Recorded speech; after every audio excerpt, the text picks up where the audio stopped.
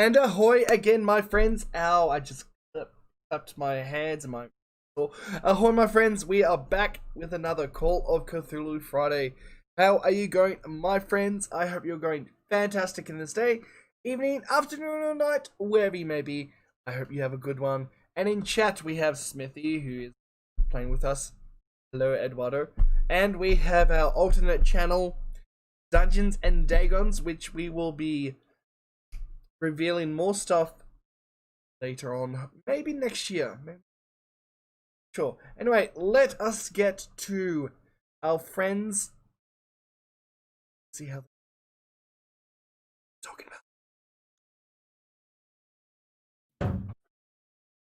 Introduce two new characters tonight. Dead and still dead. Really? Well, they're basically going to be. Welcome back. I gotta say, the first time I unmuted and everything was quiet, it was scary. And we were talking about Pokemon or anime or something. Yep. Welcome, everyone. We are live. Yes, we are live, M1. Okay. What were you going to say? I just want to ask, am I coming to you as a robot? Oh, you're fine. All right, cheers. Cool, M1. Fine, Right, welcome back, everyone, to Call of Cthulhu, Shadows of Yog-Sothoth. This is episode 7, The Worm That Walks. And joining us tonight, we have a guest player. You will recognize him from our D&D streams, Remy or Remster.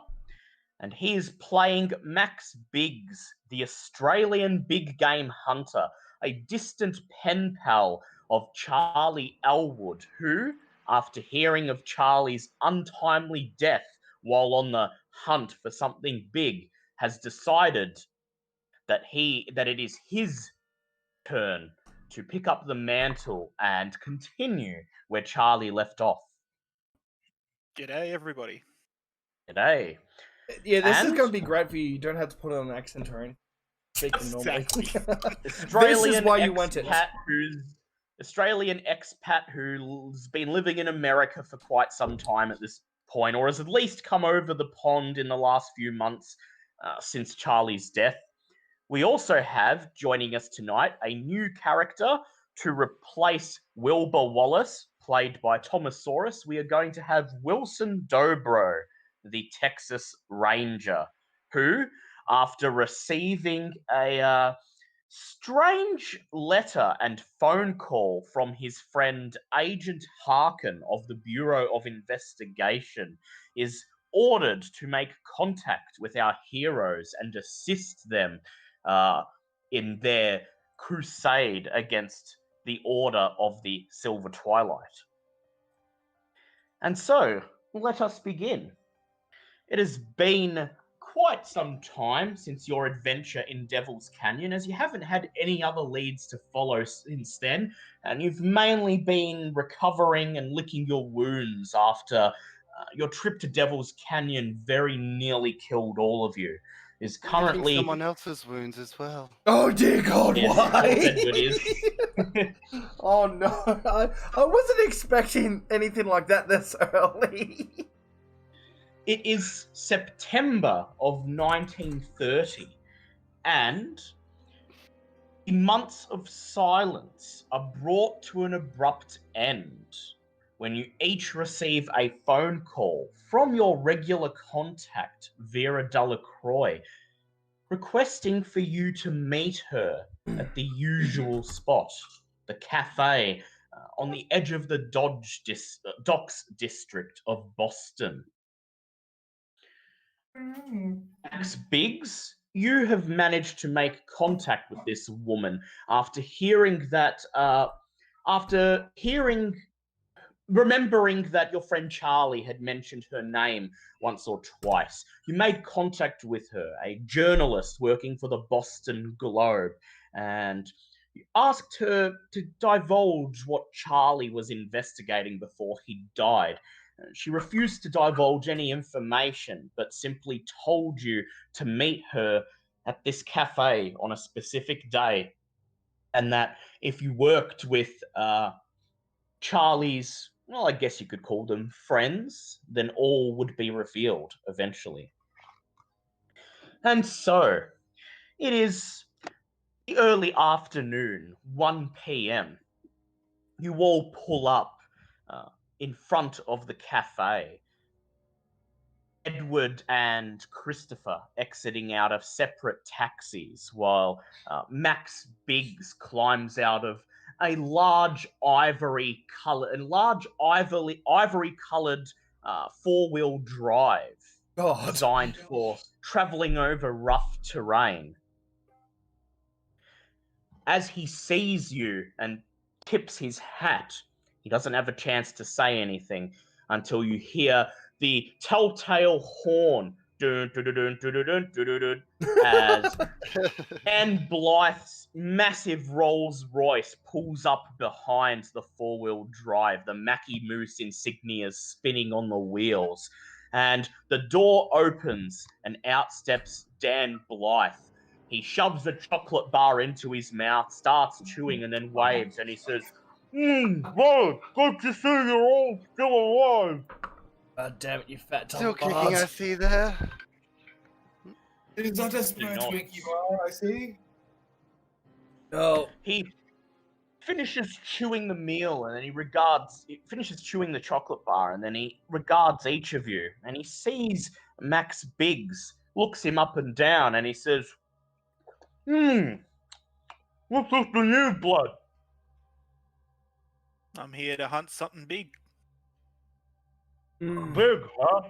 He looks at him, he looks down at his nearly endless seeming flab. Something with a bit more meat and not so much fat. Well, my boy, what we're hunting, I don't think you want anything a part of it. And Yeah. and I'm thinking, oh, that's nice. Well, whatever you catch, bring it to the deep fryer. We'll cook it up for dinner later. Yep. And then with that, he licks the tip of his fingers and gestures towards the door of the cafe. You enter the cafe, a familiar sight by now. You've been here several times, most of you. You say that you are here to meet Vera Delacroix, and you are directed to her usual booth, a private parlour in the back of the cafe. As you approach, she is just finishing writing down something on a notepad in front of her. It's September. The temperatures are starting to drop a little bit. So rather than her usual cocktail dress, you see her wearing a rather sophisticated white coat combined with black pantsuit pants. She looks up at you, brushes an auburn lock out of the way, and smiles. And she Dan says, Blythe's heart. "Well, looks like I finally got a lead for you." Yep, that's how Max rolls. It's just for you all to sit down. And then she grasps her handbag on the seat next to her, rifles through it, and pulls out an envelope. She opens the envelope, unfurls a piece of paper, and slides it onto the table. As you lean over to read it, she says, "Well, this wound up in my mailbox early this week. What do we got Thought here? it might be of interest to you." I'm going to bring it up in the chat because it is indeed a Well, handout. like fat body. It says, it reads, yeah, it reads, "Dear Sirs, I have read of your exploits and wish intently to see you. I have some slight occult knowledge myself, and am aware of the danger that you and your comrades may be in from the Silver Twilight.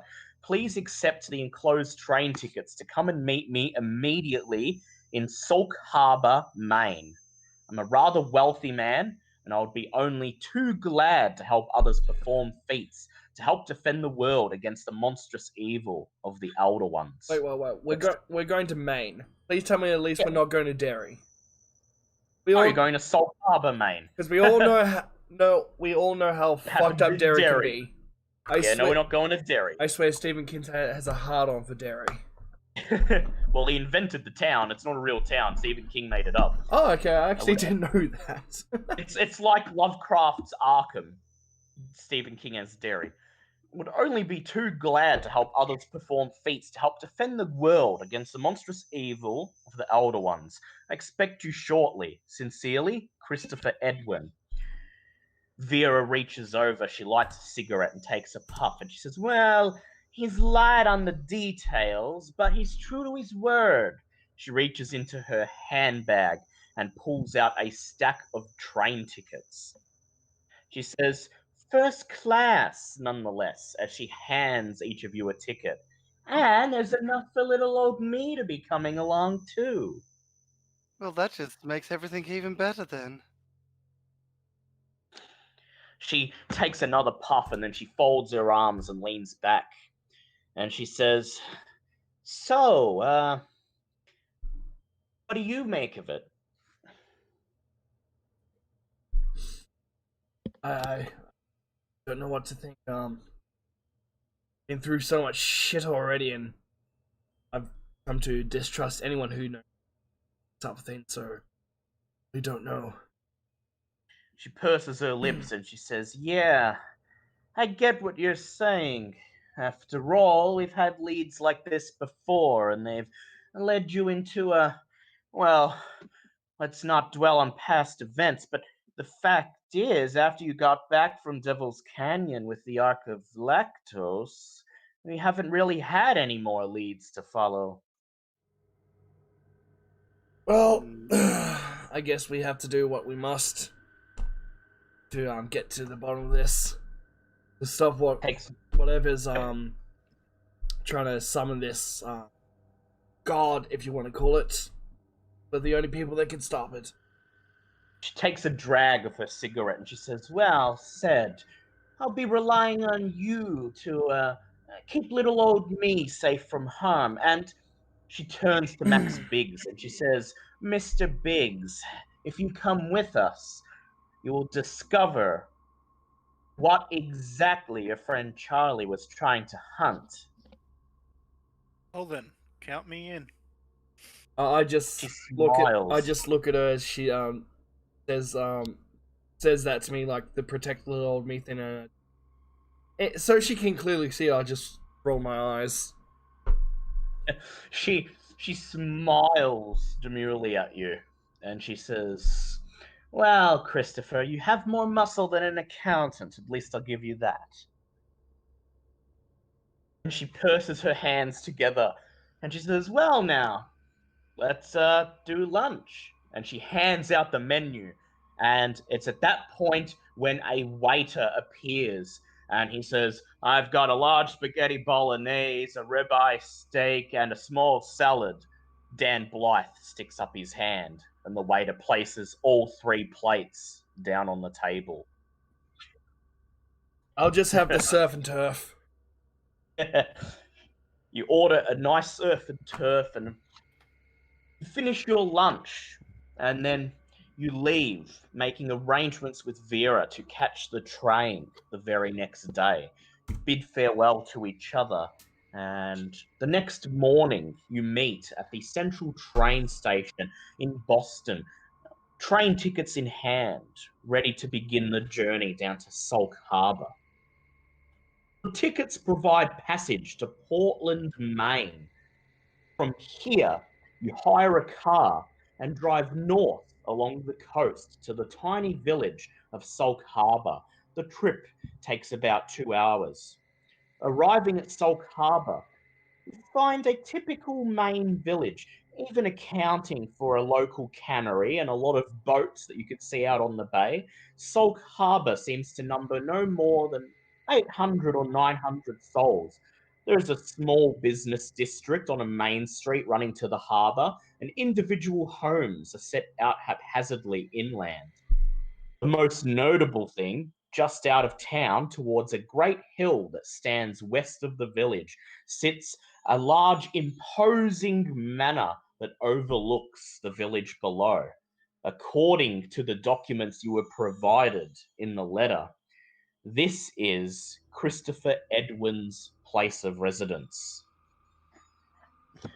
And so, drive down the main street, past the idyllic cottages that dot the outskirts of the village, and make your way up the winding road, up the hill towards Edwin's house. Park your rented car in the driveway, climb out, and begin to walk towards the imposing manor. As soon as you reach the doorstep, you were somewhat surprised to see the front door seemingly swing open of its own accord with a loud creak that echoes through the open yard. Oh, I've seen too much shit like this, and I put my hand on the hilt of my sword. Yep. Well, off we go My again. I tripod is suppose. ready. Yep, Dan Blythe puts his hand on his tripod. Got a lot of. Then, Edward hides Oh, behind the yeah. captain. yep, Edward hides behind the captain. Can I check to make sure I'm not having any heart attacks ending? You haven't had any there's And- nothing scary that's going to give you a heart attack yet. And Come I'll on, tell you when Scary foreboding house. And That remember, was the one- remember, you Yeah. have no pills. Yes. Oh, okay, and you know what? No, screw you. We're not having heart attacks, not now. you take a step forward, and then you are halted when you hear a voice coming from inside the house. I'm inside. Please, enter. You give each other a brief look, and then you climb the doorstep and step through the open doors into a lavishly decorated entrance hall with wood panel walls, a lovely vinyl floor, red carpet and tapestries red carpet along the floor and red tapestries along the walls. There are, particularly to Edward's interest, a couple of nice landscape paintings hanging along the interior of the entrance hall, presumably depicting the main countryside and coastal landscape. Well, the residents of this place certainly have some good taste on them. Indeed, they do.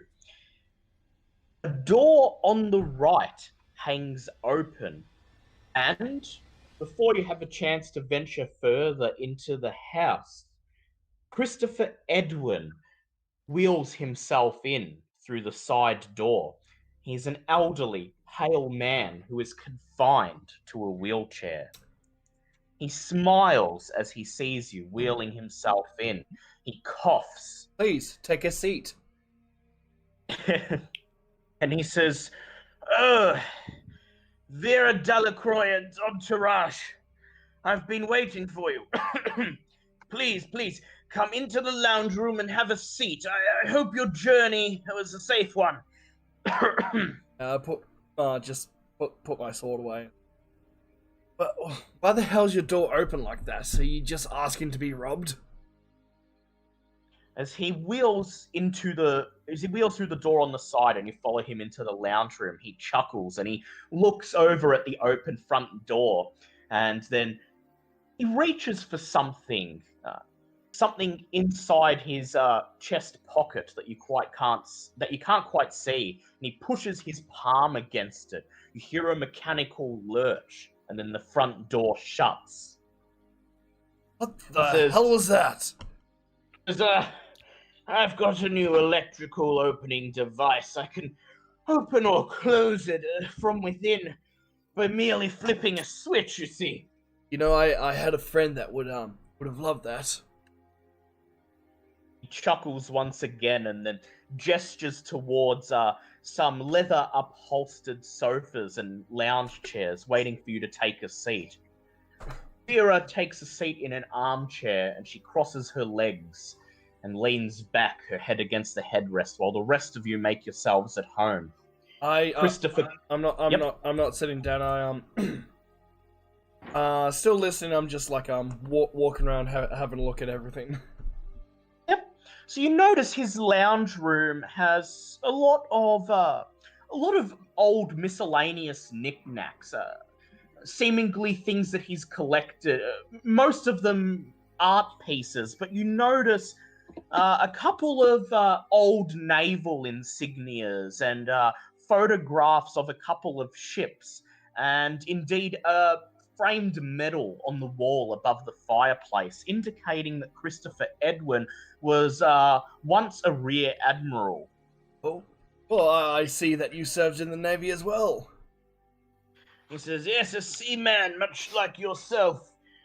He says, I still have my boat, it's down at the docks. I'd love to take her out onto the bay before I die, but with my illness, I'm afraid I just don't have the sea legs anymore. Well, He coughs once more, and the cough turns into a wheeze. It almost sounds as if he's struggling to draw breath. well, maybe once this is all over, I can take you out in the old boat and we can trade stories. He smiles. He says, I'd very much like that, Mr. Jones. But please, I think we have more pressing matters to attend to. Also, Edward doesn't sit down. He just goes around the room, systematically looking at all the artwork, All the art. and all the collectibles. You're attracted by the art. I'm looking at the metal and the pictures the of the naval boats. stuff. Max Just Biggs toward- just sits down, not Sits thinking anything down, out of place. Because staring around. He wants to know what's going on. He gestures towards the wooden coffee table in the center of the room. He says, please, open the drawer there and help yourself to some champagne. I have a bottle and some glasses there. I would offer to pour it myself, but my mobility is quite limited now. I lost the power to walk on my own several months ago. Vera leans over and she opens the drawer, and sure enough, there is a bottle of champagne about half full. She pulls out a couple of glasses and pours some champagne for each of you. Then she takes a sip, leans back, and she says, well, so you called us here for a reason. What? Come on, go ahead and spill it. What do you know about the Silver Twilight? He coughs and wheezes. He says, persistent lass, aren't you? He says, we'll get to that eventually. He points up at the roof above him. He says, there are some spare bedrooms upstairs. You've come a long way. If you want, you may head upstairs, freshen up, make yourselves at home. Supper will be at 5:30. After we've eaten, then we can talk. I'm pretty good. While the others go up, I actually want to stay and just talk to Christopher for a bit. Yep. So does anyone want to go up to upstairs and, dump your stuff in the rooms, freshen up a bit? I'm just looking at everything. Anything collectible. I'm still looking around too because I can't move. Anything, Yeah, anything I take my stuff collectible. up. Yep, take your stuff upstairs. Do Okay, so I first of have all, my gun with me? yeah, you've got it with you. I take it upstairs and I stay in my room and start cleaning it. Yep. So I would like, first of all, Edward to make an arts and crafts check, please. And this is in the lucky dice.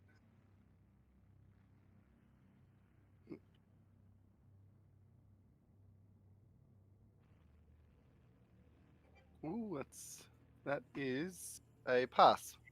Very well, you may gain 1 zen point, as he has quite an exquisite collection of art, some of it quite old and rare. And after spending quite some time looking at it, you feel as if it has raised your spirits a bit.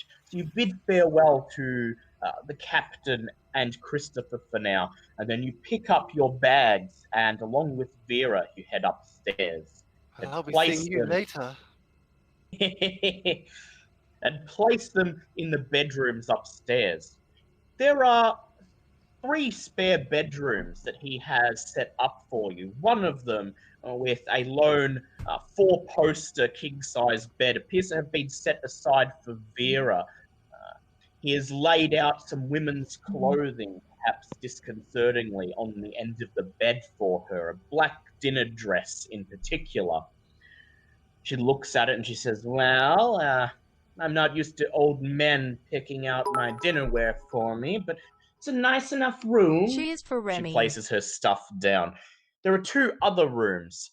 One of them, each of them has 2 single beds. They are sparsely furnished. They only have the essentials: the beds, bedside cabinet, and a trunk for your belongings.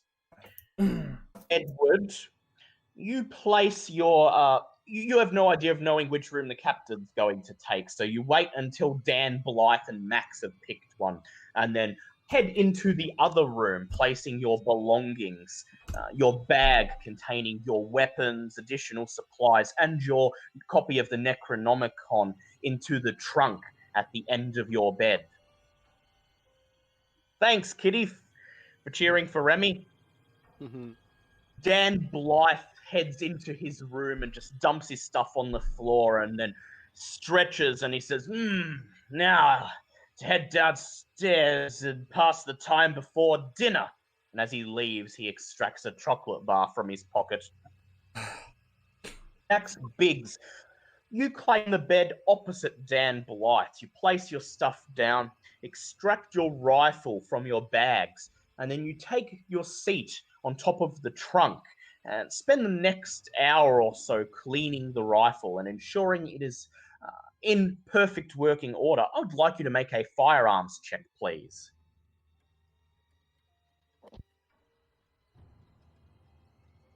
D6 is a pass. That's a pass. Okay, so you give the rifle a thorough cleaning, and I would like you to increase the malfunction on it to 99. Oh, nice. The malfunction on it was already 100. Ah, okay. Well, in that case, I will allow you to gain a boost on one shot that you fire with it at your choice. Very nice. Okay, I'll have to write that down. After I finish cleaning it, I put it in the bed next to where I'll lay down and hide it with the blankets. You pull the covers away and place your rifle underneath and then pull up the blankets. It's now about 5:30 and you all make your way into the dining room, just off the lounge room, where a veritable feast is awaiting you, laid out on top of a black, Cheers for Liam, a too, I black guess. oak dining table that takes up nearly the whole room, big enough to seat at least 10 people. Though looking around and considering the condition that Christopher is in, you don't suspect that he would be able to entertain such a number today. A severe-faced middle-aged woman is just finishing off dishing out the food as you enter. She places a plate containing a roast bird on the center of the table. Christopher coughs and he looks at her and he says, "That'll be all. Thank you, Molly." She nods. Says, "Now, I'm on vacation for the next 2 days. Just reminding you." He says, "Yes, Molly, I'm sure our guests will be able to fend for themselves in that time. Thank you, thank you." A woman leaves the room. Christopher wheels himself up to the head of the table, begins Who's dishing... opening a pack of chips? Out of curiosity, sorry to interject. Wait, what? Who's opening a pack of chips? I can hear it from a mile away. Oh no, sorry, I was opening a pack of 12 bites. It's Liam. It's my snacks. Christopher wheels himself to the head of the table and then he gestures for you all to take a seat. You take seats and you begin to partake in the meal. The cooking is exquisite and you all eat your fill. In fact, Dan Blythe, you go back for seconds and thirds, clearing one of the silver platters single-handedly. As you eat, I would like everyone to please make a spot hidden check. Oh, that's wrong dice. That is... What are the conditions again for like hard pass and extreme? A hard pass is half of what it is, Okay. and extreme is a fifth. Oh, I got a hard pass. I got just a pass. Yep. How did Yep. my normal dice go? Just Yeah, realized. Pretty sure. I just realized I rolled a 30 and a 30 was like, hold on. That's not right. Okay, that's a pass for M1. Oh, Well, it's a group pass anyway. It's a Okay. group roll, so it's passed anyway. As you eat, you notice that although you all take your fill, refilling your plate at least once and enjoying the food, old Christopher barely seems to touch it. Indeed, it looks as if he hasn't taken a bite of his meal at all. What seems to be the matter with you, Captain? He looks over at you and then he looks down at his food and he prods a chicken drumstick with the tip of his finger and he says, I'm sorry, my appetite's been very poor ever since the illness took over. I wish I could enjoy this food, but my body just has no room for it anymore. Can I do a biology science check to see if I know what's wrong with him? Yes, you can. Go ahead. Oh, that's a fail. Oh, You take a look at him, and based on the fact that he's in a wheelchair and he has no appetite, and he looks very pale and gaunt, almost as if there's no flesh on his bones. You don't know exactly what illness he has, but whatever he has, it appears he is wasting away with frightening speed, and it's unlike anything you've heard of. As you finish up your supper, Christopher clasps his hands together and he clears his throat. He says, well, now that we're all fed and you've recovered from your journey, I think it's time. Vera cuts him off and she says, yes, you'd better start spilling the beans, old man. And she reaches into her purse, pulls out a notebook and pen, ready to copy down anything that he says. Now, Vera, I don't think we should be so rude to our guest. To our host. To our host, yeah, sorry. She says, well, I've seen so many people lose their minds or lives over this story. I want to get to the bottom of it, and I'm not in the mood to deal with any funny business. Well, to be fair, we've put up with much more shit than you have. She just glares at you and sighs. Christopher coughs and he says, look, I know of the evils of the Silver Twilight. That's the organization you've been hunting, I believe. In fact, while investigating them, I was nearing what I feel would have been amazing discoveries when I was struck down by my illness. It makes me wonder if the illness was entirely natural. He points at a bookshelf just behind you to the entrance of against the wall of the dining room. He says, that black leather book there that you can see in the bookshelf, it has all of the notes I've compiled about the Silver Twilight so far. Instantly jump up and get it. Yeah, I was about to say, Edward, you should go give it a read. Edward immediately jumps up and grabs it, and you begin to flip through it, and it does contain some quite detailed information about the Silver Twilight, but perhaps oddly, there's nothing in there that you did not already know. Most of the pertinent notes are that John Scott, the man who was said to be the leader of the Order, was a warlock who had been resurrected from the dead. A Silver Twilight agent named Waitley was sent to Devil's Canyon, California, and contacted Indians there decades ago about acquiring an artifact. The Silver Twilight Lodge in Boston was built over the ruins of John Scott's farm. And finally, in Scotland, a coven of witches was tied to the Silver Twilight. Yeah, says Vera, brushing it away. We know all this already. Don't tell me you called us down here for nothing. Christopher Edwin clears his throat and he says, No, there is more. In fact, I contacted you because I thought you might like to continue my investigations in my stead.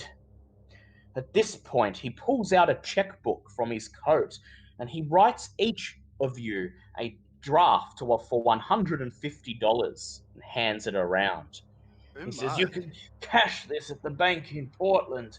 All of them are genuine and will be accepted without delay.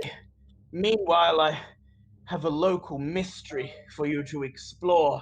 Oh, A His mystery, you say? wet and whispery voice almost hums with the mucus and phlegm that his diseased and weakened lungs and throat produce as he begins to launch into a tale. right. Yes. Before he does that, I'd like to pass him my flask and so take a sip of this, Captain. I'm sure you'll feel a bit better. You hand him the flask, and he unscrews it and raises it to his lips. But make a hard spot hidden check, please. Oh. That's it. Yes, that is a 5. That is a hard. No, that's an extreme. Sorry. You notice that he unscrews the flask and holds it to his lips, but does not tip it enough for any of the whiskey to actually come out. He then screws the top back on the bottle and hands it back to you. Can I question him on this? Yeah, if you want. I do, because there's a rough naval captain incredibly rude to knock back a drink when being offered. So, He says, yep. Notice that you actually did not take a sip there, Captain. He looks at you and then sadly shakes his head and he says, I'm sorry, Captain. I didn't wish to insult you by refusing a drink, but my body just cannot take a hard liquid like that these days. Has anyone got psychology? Don't think so. And Blythe has it.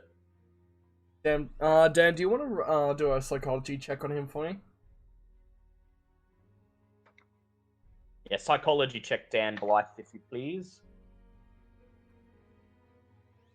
I'll do it. I've got his sheet. Yep.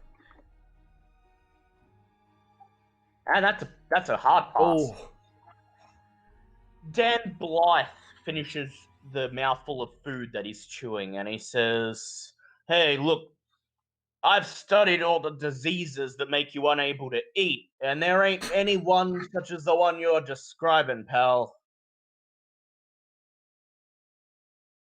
Christopher sighs and he says, as I said, it may have been unnatural.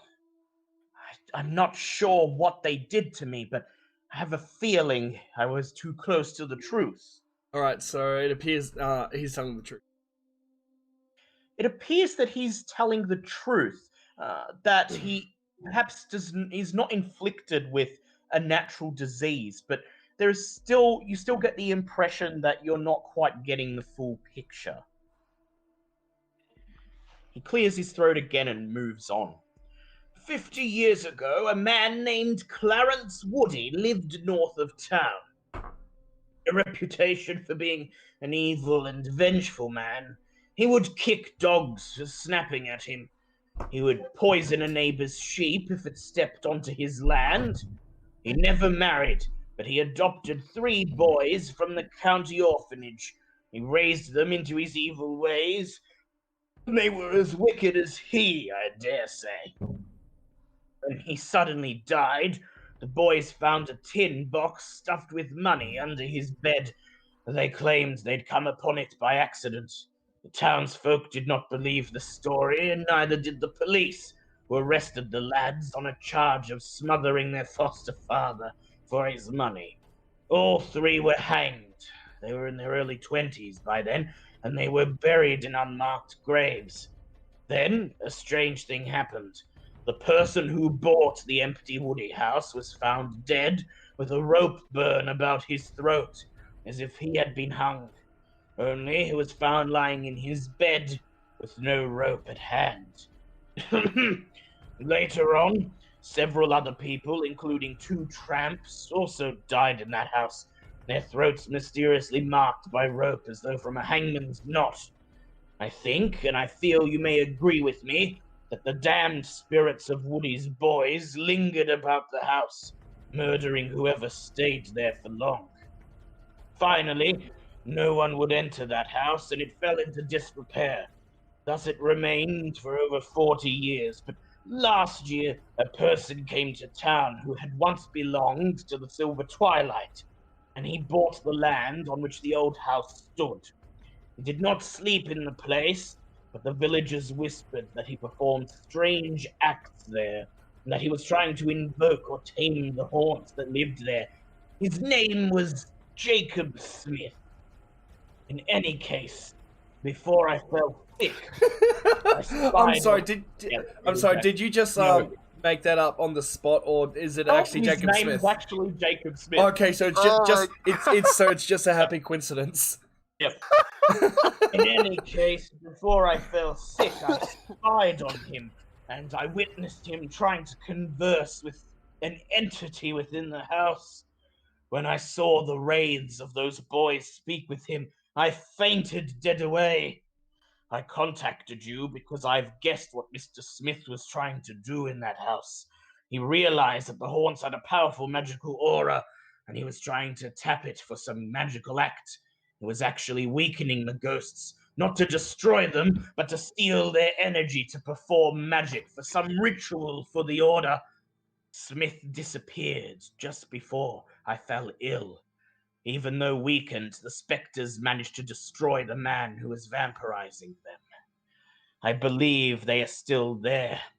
I found out about Smith's membership in the Silver Twilight when I saw Carl Stanford speaking with him 3 weeks before he disappeared. Oh I damn, did Smithy. not find out who Carl Stanford was until a month ago. He looks at you all, each in turn. He says, "Help me.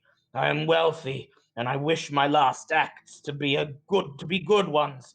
Perhaps I can be instrumental in destroying the Silver Twilight, and thus saving the world from the evil that will surely descend upon it if they triumph. Please, investigate the Woody House. Locate what Jacob Smith tried to conduct there, and destroy it if you can." Hmm. Do what we can. Although just a bit wary. This isn't the first time we've dealt with what do you call it, haunted house. He looks at you, his eyes suddenly peaked. He's interested in what you have to say. He says, "Is that so? Well, the reputation of the Woody House is quite a horrible one, and I assure you that what you find there will probably be nothing like what you have encountered before." Yeah, I just go back to telling him about the house we got investigated, and I almost died. Yes, you tell him first of all about Cornflake's mansion many, many months ago, the horrible plant monster, and more recently, your trip to Scotland, where you dispelled a ghost from a haunted house. He clears his throat and he says, "Well, if anyone can succeed, you will. But don't walk into it unprepared." He says, "Spend tonight trying your best to spend tonight resting up, and then tomorrow go to the Woody House only if you feel you are ready." Yes, of course. Just change the subject. I was like, since we're spending the night here, I would very much like to look at your ship, actually, if it's still around. He says, "Yes." There's one naval Oh, officer yeah. to another. He says, "Yes, she's down at the harbour. A fair lady, I call her. Been meaning to sail her for some time. I'll tell you what. If you return from the Woody House tomorrow and everything has gone well, perhaps we shall head out onto the bay and spend the day at sea." Ah, that sounds like a mighty fine time. Don't says mind I if I would- do. He says, "I would very much appreciate it." He then coughs, wheezes, and begins to wheel himself away from the dining room table, even though the clock behind him is barely registering 7 p.m. He gives a great show of yawning and he says, I'm afraid I suffer from exhaustion very early into the evening with this illness. I must retire to my bedchambers. But I will be up early tomorrow, and I'll early enough to wish you best of luck before you head to the Woody House. Good night, guests and friends. See you in the He morning, says. Captain. Wheels himself out of the room. Well, that was interesting, says Vera as she finishes scribbling on her notepad. A haunted house. Well, you know what? I think I'll be leaving that to you guys. I think I'll be spending the rest of the day down here tomorrow, trying to see what else I can squeeze out of the old man. Just be careful with him, okay? He's been through a lot. He says, of course. I'm just like at the moment talking out of pure like respect for someone who's been in the for him Navy as as well. a sea captain. Yeah. She looks at you and she winks and she says, of course. Like, he might not, he doesn't even have to know that I'm asking questions. And then she reaches for her hair and pulls out a bobby pin. I'm just gonna leave that one alone. Lovely. So, you have several options here. You may retire for an early night and rest up. You may head to the Woody House now. Or you may conduct any other investigations that you may think of. I want to have a look at the boat. Well, the boat's down at the harbour, which is a drive back into town. Oh, but okay, Feel yep, free yep. to do that if you like. You can have a look at it tomorrow on your way to the Woody House, because the harbour's probably going to be closed at this time. Okay, yeah, fair enough. I want to take a better look at the bookshelf. Sure. See if there's I would- anything extra. I would like you to make a library use check, please, Edward.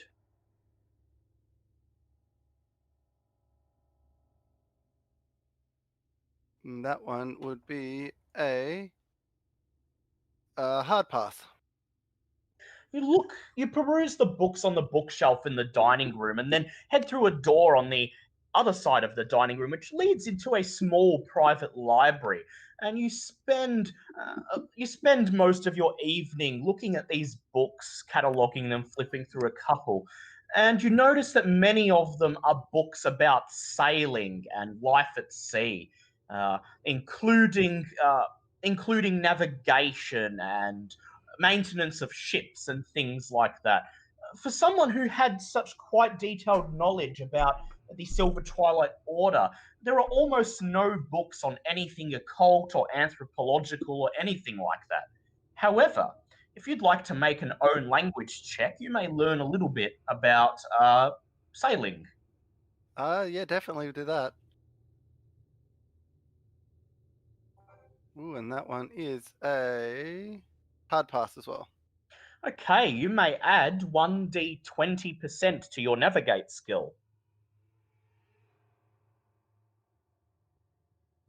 Ooh, That gives you a navigate of 24%. Not it bad. does. Also, can I grab a book that sort of like seems the most sailory of there? I'm going to go to the captain with it. Yep. You spend a while reading through some of the books, and the one about navigation seems to be the one that's the most straightforward, referring to several naval doctrines and military practices. So you fold up the book, and after a couple of hours reading it, you take it upstairs to your bedroom and show it to the captain. I found this book downstairs, and it might be something you might help you out with some things. Oh, thank you, Edward. What do we got here? Let's take the He book from him hands and have a you- browse. He hands you what appears to be a Naval officer's manual, containing basic instructions for how to run a ship, how to maintain a ship, and how to navigate. Most of these things you already know, but it's been a long time since you've had a refresher. So if you make a hard own language check, you may learn something. Okay, that is at 17. Educate. You said it was a hard? Yes. Can I push that? Yes, you can. Yeah. And that is a 35, so that's a pass. My hard is 42. 35. Lovely. So, you may add 1d6 to your navigate skill. Ooh. What have we got? Ooh, 5. Fuck it.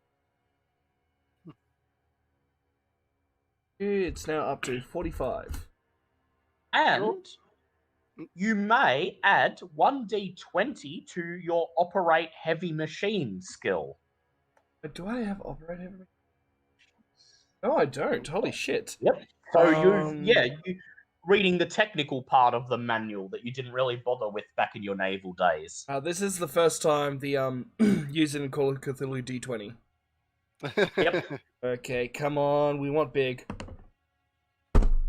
That's a 1. Okay, so yep. And and now as you sit there reading the book and trying to make sense of the technical part of the manual that describes exactly how the inner workings of a steamship function, you remember why you never liked this part of the book. All right, because operate heavy machine is already 1%. Would I change it to 2? Yes, 2% now. Okay. I can't fucking believe it. God damn it. And then after that, you both retire to bed. Max Biggs, is there anything you wish to do before retiring? I just immediately go to bed and lay down, but instead of sleeping, I just listen. Yep. We'll get to that in a moment. Yep. Dan Blythe, is there anything that you wish to attend to before you retire for the night?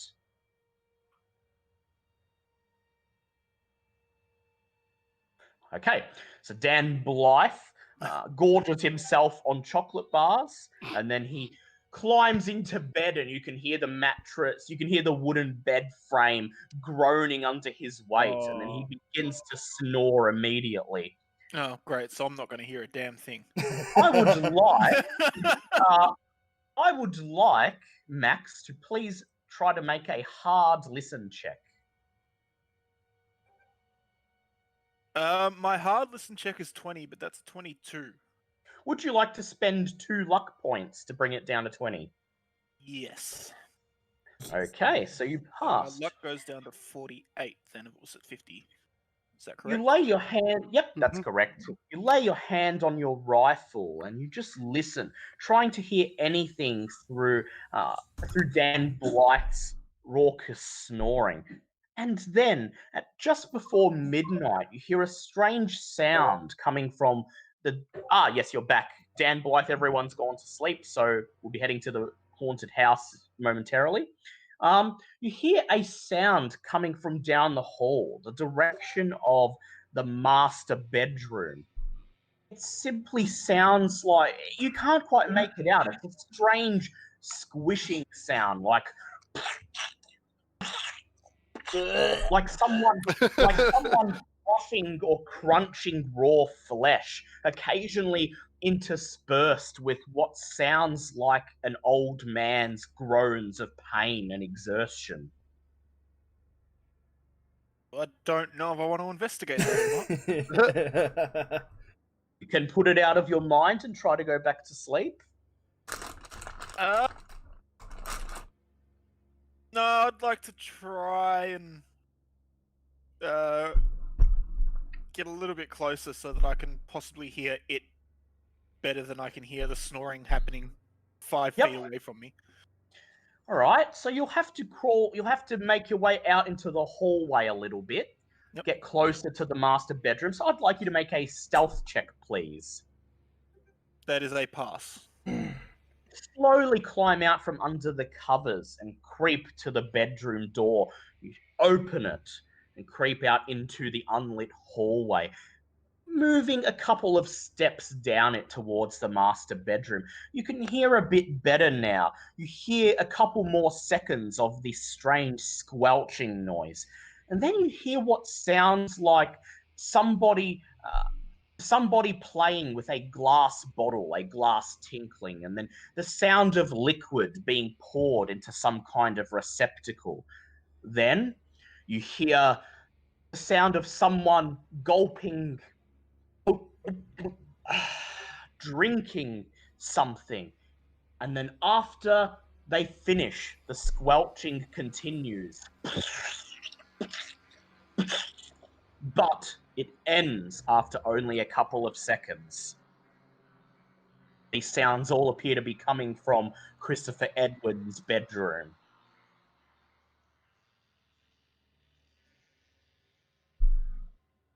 Okay. I'm just gonna go back to bed. You're not gonna try That's whack a, anyone up? You that's know a the future problem. Yeah, you do know the man is ill. It's a future Max problem. Yeah. And so you creep back into your room, Oh my climb under the covers, and go back to sleep. You're not even You gotta curious. remember that Not even. Max Biggs doesn't have any experience with the Yeah, Not even. craziness. He just thinks it's a sick person. it's just old people noises. Not even Yes. curious that he's drinking something. Could be Just- medicine. could be having his medicine. It's just old people noises. My Old guy is people literally from the outback and he just goes hunting big animals. You awaken the next morning at about 8:30 a.m. as the bright sunlight filters in through the window, but the sunlight in Maine seems dull, muted slightly, more grey than yellow, and you make your way separately down to the dining room where makeshift breakfast has been put together. You wonder who cooked it, as his servant was released last night. And then, as you sit down and start helping yourself to pieces of toast and eggs, the door to the dining room opens, and out steps Vera wearing a white apron and clutching in her hand a bowl of a bowl of fried sausages. Oh, that's the last thing. And Blythe, your eyes are immediately. She says, "Well, I used to be quite the lifestyle columnist. I picked up some rather nice recipes that'll do in a pinch," she says as she places the dish down on the table. Make the most of your meal. Vera's cooking isn't bad. And then you discuss your plans for the God. day. Vera reaffirms that she's going to remain behind while you investigate the Woody house. She's going to perhaps ask the old man some questions, maybe have a look around the house. As she goes about her plans, you notice that the old man is not at the breakfast table. Has anyone checked on the captain this morning? Vera says, "Well, I thought I should check in on him, and I looked in the master bedroom, and, well, he wasn't in there. Bed was all made. And so I thought maybe he had something to attend to. Thought I'd make myself useful. Came down here, started cooking breakfast." At this, Max perks up and goes, "But it was in his room last night at midnight. So who made his bed this morning?" Vera looks over at you and she raises her eyebrows as she says, "Well, how can you be sure he was in his room?" The snoring of this tub of lard. I heard some squelching, so I walked down the hallway a little bit, and I heard him, well, I assume was taking some medicine, so I just thought, oh, fuck it, and went back to bed. She strokes her chin and she says, "Interesting. Well, he must be an early riser in either case, afflicted as he is." She says, "But still, you'd think making a bed would be quite the task for someone as frail as he." This isn't sitting right with me. I excuse myself and start going up to his. Oh, Excuse yourself. all right. I'll be back in a few minutes. My friend's here, just picking up stuff.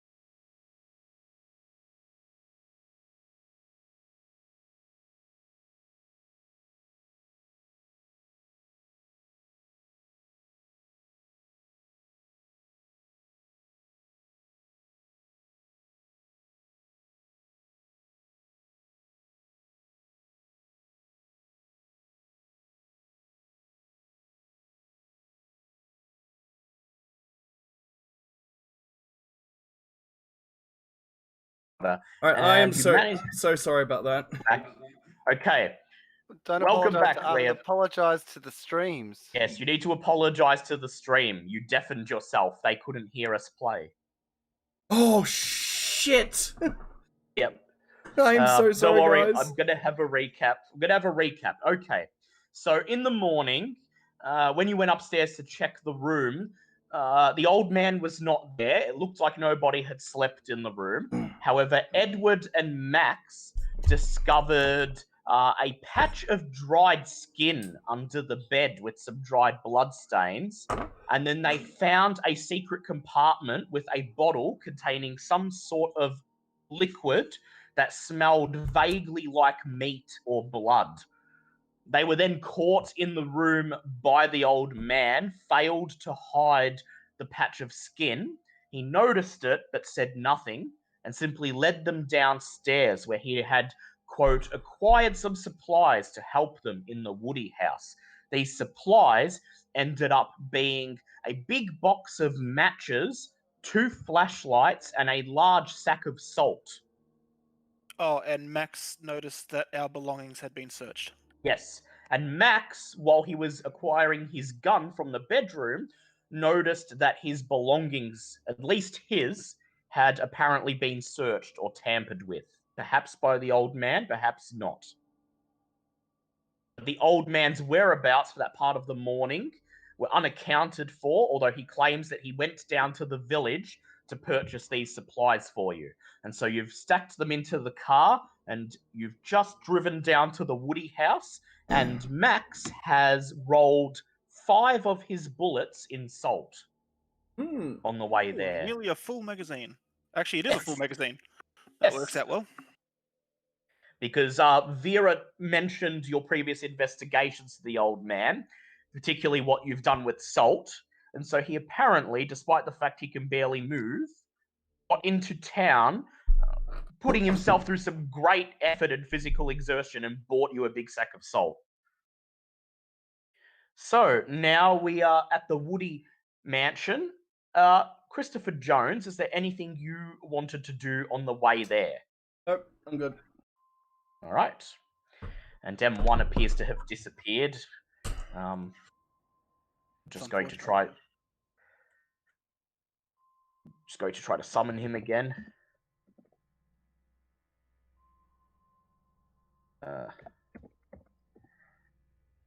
Normally, I would be angry that Tom didn't join us, but his girlfriend's been having some health-related things, so it must have been an emergency. So I'm not too fussed.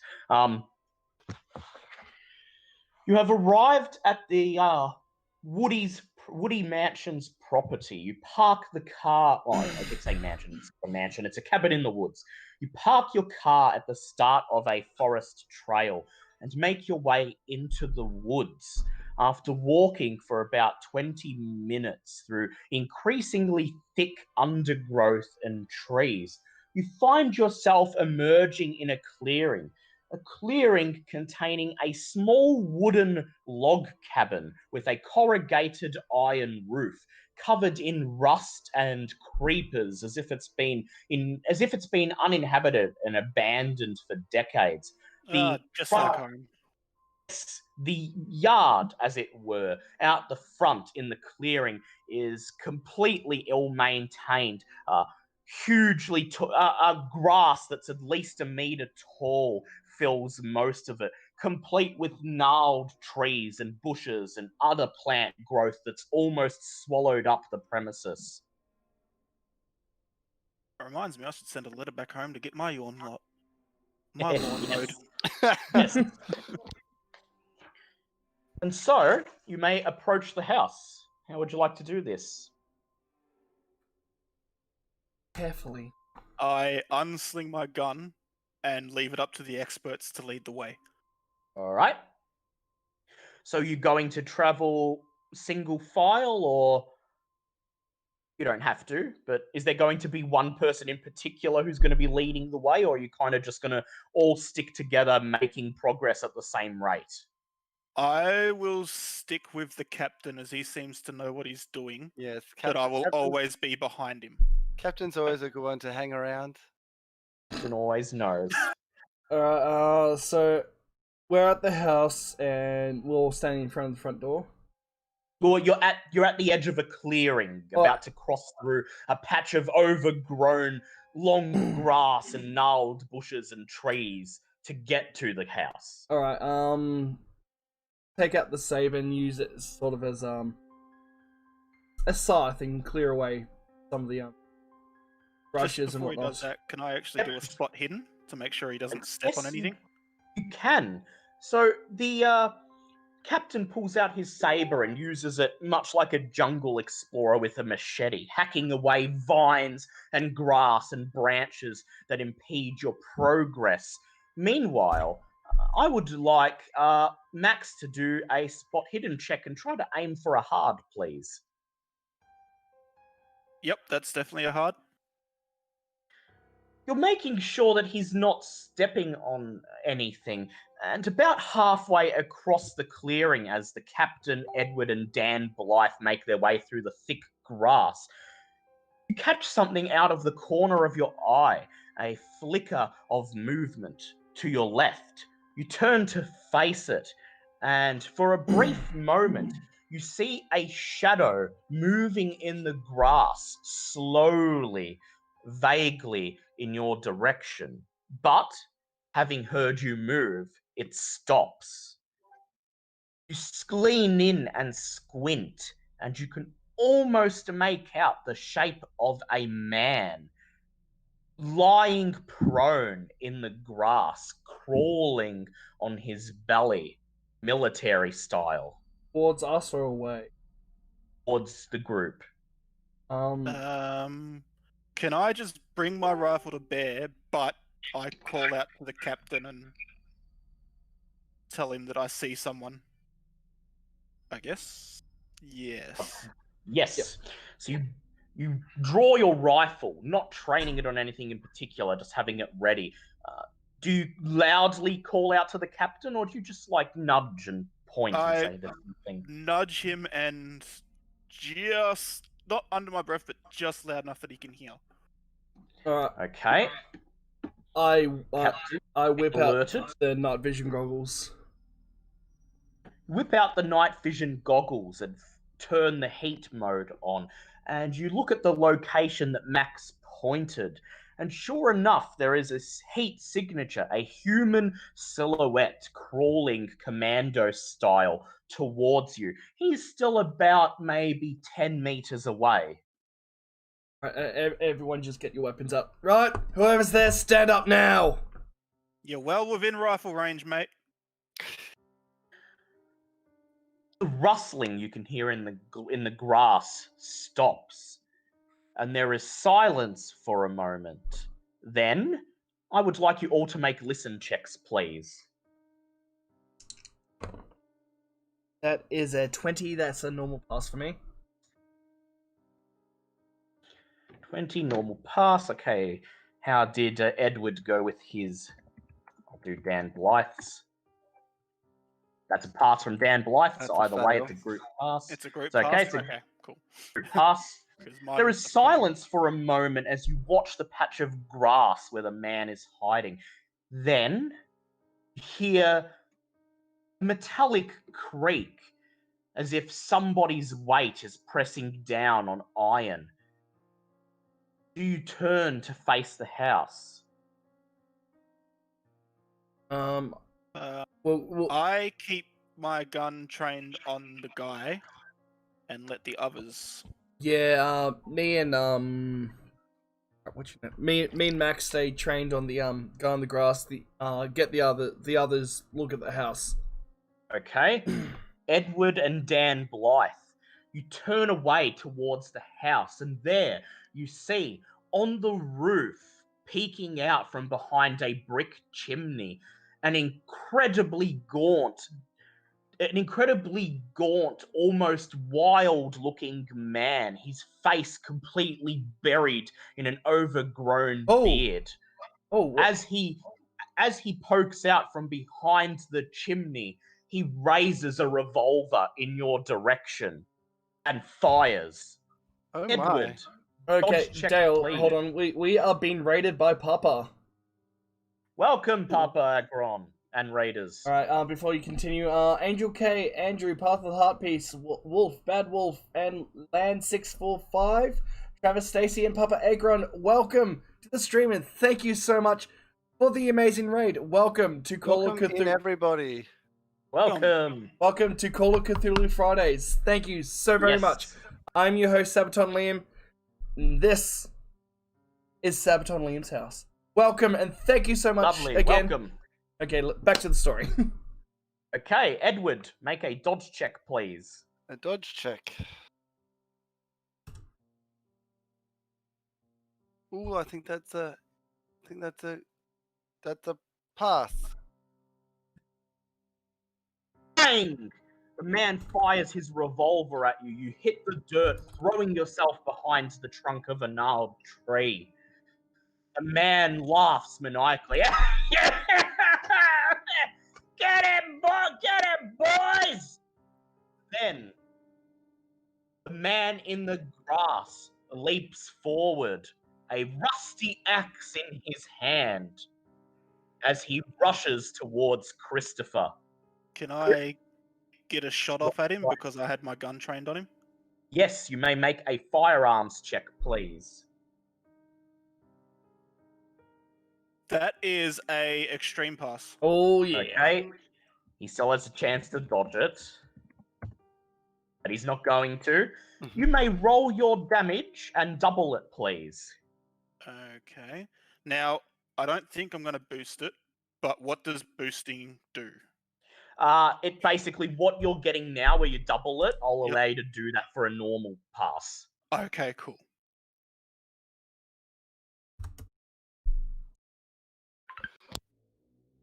That's 12.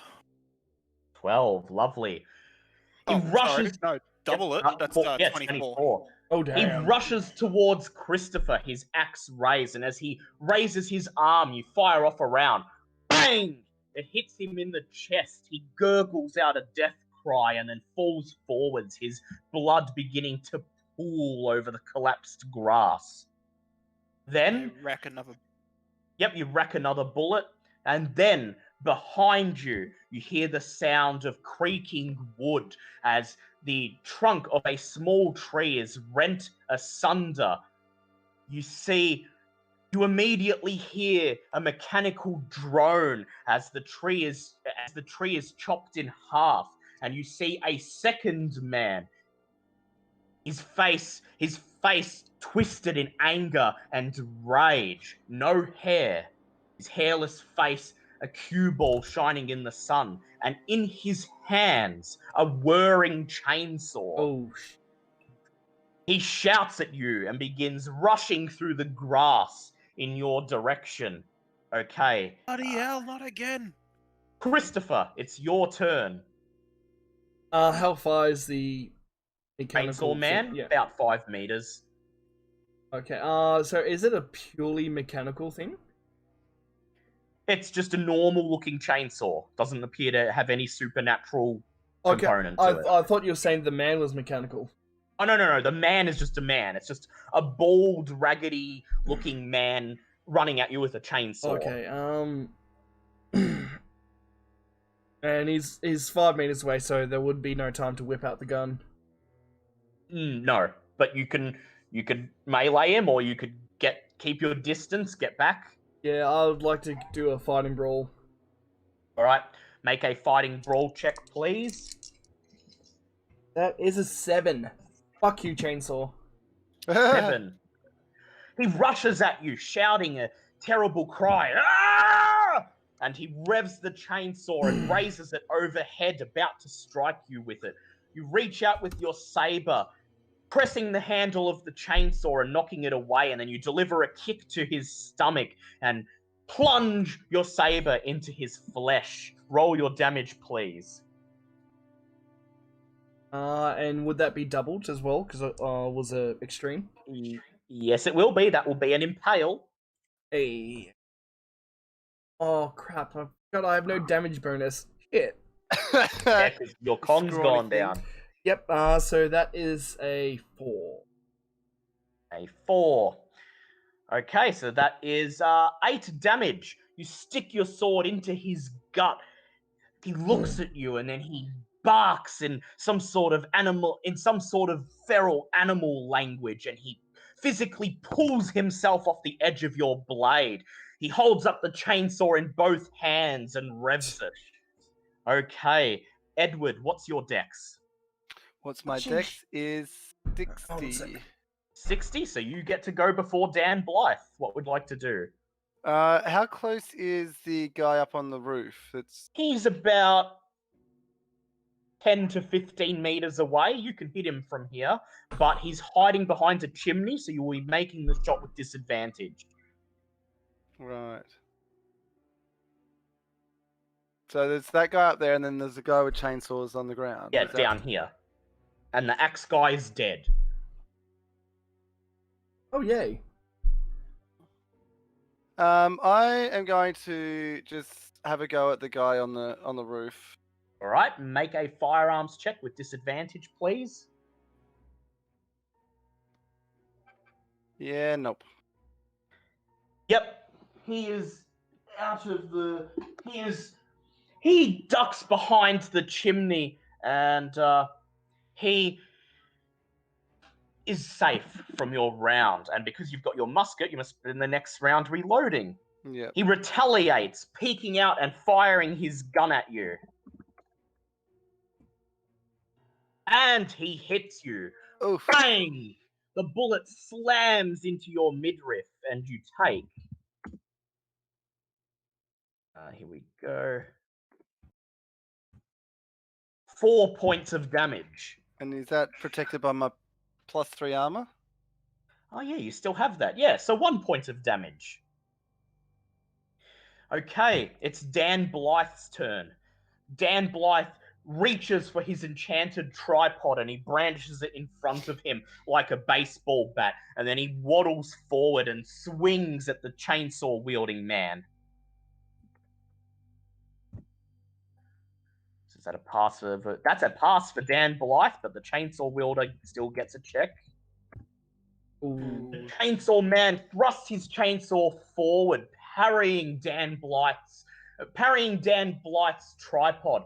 And then, while Dan Blythe is stunned from the blow, he brings back his chainsaw, holds it horizontally, and slashes into Dan Blythe's endless mass.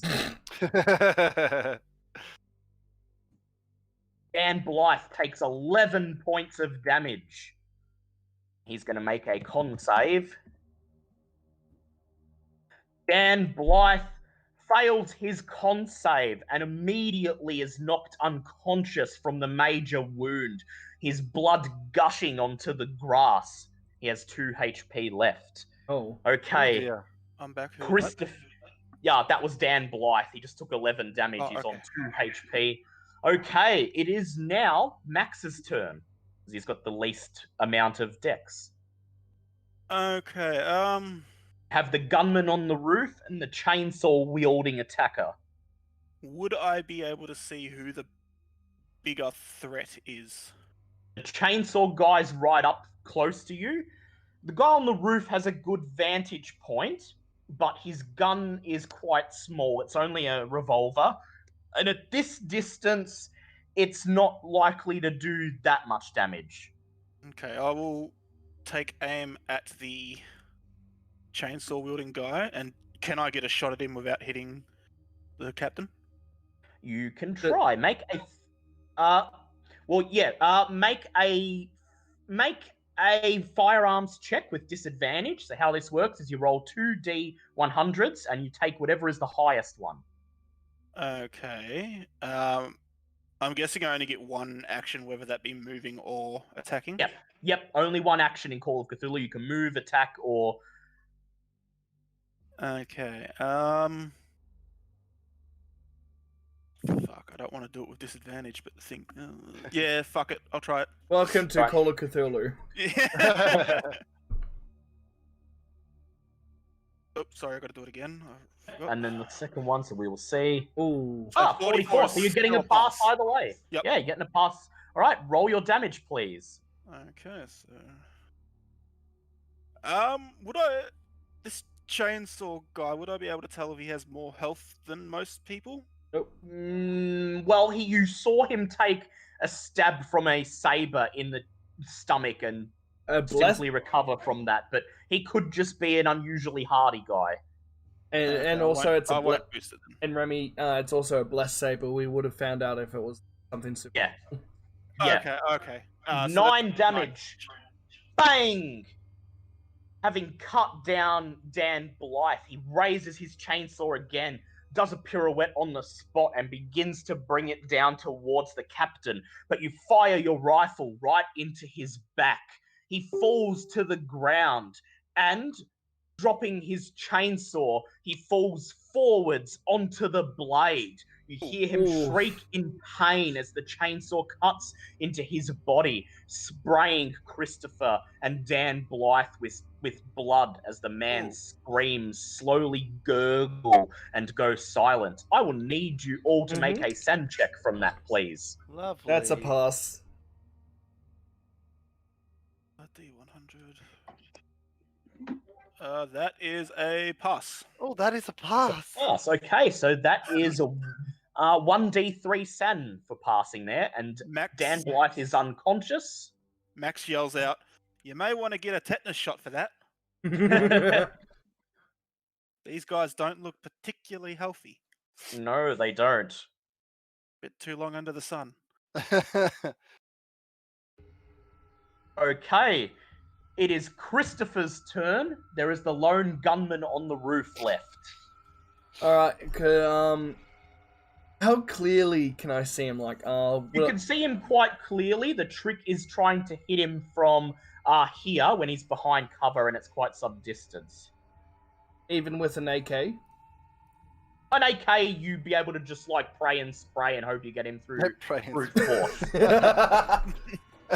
So my FPS gameplay. Actually, Yes. no, screw that. I would like to cast create mist around him. Oh, well, yeah, all right, good point. Yeah, you hold out your hands and you send out a cloud of mist which sails across the clearing, coalescing around the roof. You hear the man swearing, "You don't fucking don't come, you are Oh my goodness. and firing his gun randomly into the mist. Alright, so someone pick up Dan and let's get inside the house. Have you seen the size of this man? I don't care, just suck it up. Yep. Okay, so who's got the highest strength? Oh, actually, it's Edward's turn now, and Edward, you can try to fire into the mist with the hopes of hitting the guy, or you may attempt with someone's help to lift Dan Blythe up and make your way into the house. How covered is Dan Blythe where he is? Is he like? He's just lying in the grass, bleeding out. He's out in the middle of the open. Dan is With the mist, it's unlikely that the gunman can see him, let alone aim at him. Because I am tiny. Just saying. Yeah, and Dan Blythe has a size of 70, which means that if you're going to God. lift him, you need to pass a strength check on 30 or under. Ooh. So you can choose to move him helping someone, which means that either Max or Christopher can do the strength check with advantage, and they'll do it on your turn, but they'll lose their turn. Actually, no one else has first aid. Has first aid do that. No. Max? Just the normal. Max does a little bit. How much? I have a little bit of first. I have 15 first aid, but I was But thinking. you've got it. Yeah. What if I might have tried to take cover in the grass, and when the guy on the roof tries to get down, I can try and take him out while you guys try to get into cover. That's a good idea. How close am I to being underneath the roof? The house is only about 15 meters away. With the mist on the roof, you're probably safe to pick up. You're probably safe to run to the house if you want to. Yeah, because I need to reload, so Yes, you do. I need to get to cover and reload. All right. And So there's no way I'm moving Dan Blythe. I just see him, see my size, and go for cover and get All right. reload. As you run to the house, the gunman tries to hit you. However, he's at disadvantage because of the mist. Bang, bang. Oh, okay. He passed the check. We'll be right back. The cat just got in. Make a dodge check, please, Edward. Oof, no. Okay, you sprint towards the house. The man swearing and shouting, ranting at you as he fires his gun, and one of the bullets hits you in the leg. You take 2 points of damage as you crawl to the front wall of the house and press your back up against it, reloading your gun. Okay. Christopher, it is now Max's turn. What would you like to do, Max? Okay, Train so your gun, wait for the guy to come down? Yeah. Did the others just take... Well, Edward's just run off, run off to the house so he can reload his weapon. Captain is still here. Dan Blythe is still unconscious in the grass. Okay, I will, take cover in the grass and just basically take Overwatch position and train my gun roughly around the mist, waiting for the man to make an appearance. All right. The man raises his gun and he decides to fire at the captain. However, he misses by at least a country mile and swears as his bullet slams uselessly into the grass. Christopher, it's your turn. I guess I'll try to stabilize the fatty fat. All right. So you rush up to the fatty fat, make a first aid check. That is a 6. So that's an extreme 6. pass. Okay. So Dan Blythe's major wound is healed, and he regains 1 HP, bringing him back to 3 HP. Ouch. Okay. You hear shouting and rambling from the roof, and then you watch as the disheveled man jumps out of the cloud of mist, leaping off the roof of the cabin, brandishing his gun in one hand and running towards the overgrown clearing. Okay, here we go. Max, you may take a firearms shot with advantage here, which means you roll twice, take the lowest. Through the gates of Oh hell, my god. as we make our way to heaven. What? Land 645, thank you so much for the follow and scaring the utter shit out of me. So 58. So that's a pass. Yep. Now he's going to attempt a dodge check to see if he can avoid it. However, he cannot. You've hit him. Roll your damage. Okay.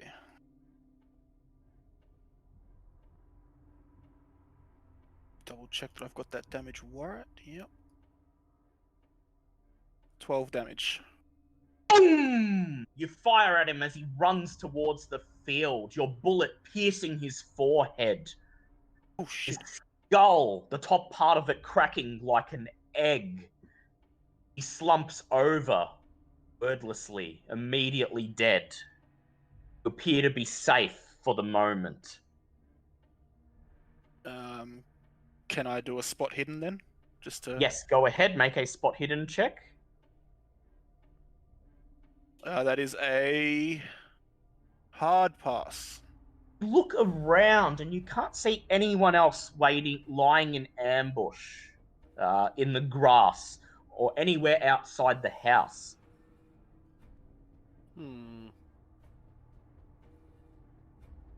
So that's why Tom didn't join us tonight. He's just let me know. He had to take his girlfriend to the hospital. Oh shit, she okay? Yeah, she's okay. She'll be alright. But, yes. So are you going to approach the house? Edward is already there. Well, I've just wasted 3 of my 5 salted bullets. Yes, if we have time, Max would like to... Oh no, we had to trek into the house, didn't we? Yeah, you've left the salt. Make a luck check, please. Actually. Okay. That is definitely a fail.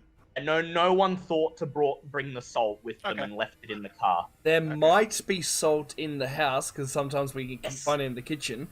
Yes.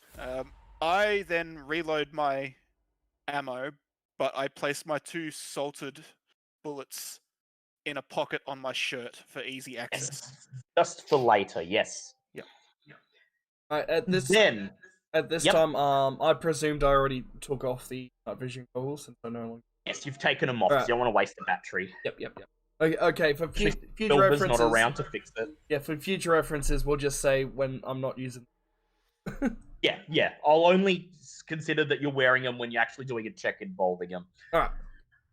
All right. So I guess picking up Blythe and Yep. taking him to the house. Max holds his rifle in his left hand, and with his right hand, he helps you hoist up Dan Blythe, resting him between your 2 shoulders as you half carry, half push him towards the house.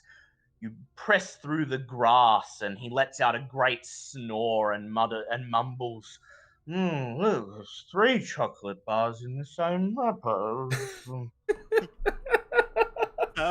Goddamn bastard is asleep. Would I be able to use first aid on him again, or is that not how that works? Yeah, you can use it. Yeah, as many people can use first aid as they want. You can only use first aid once a day per person. So Once a day per person? Yep. Once a day. Each person can only use their first aid skill once a day. It doesn't matter who won. You can only use it once a day. Yeah. I might leave mine then for a little bit longer. Just for an emergency. You reach the front of the house, and then Edward grasps the rotting, creeper-covered front door of the cabin and opens it with a rumble and a creak and gestures to let you inside the darkened house. You enter into a small, box-like, claustrophobic room, just barely lit by the ambient sunlight from outside.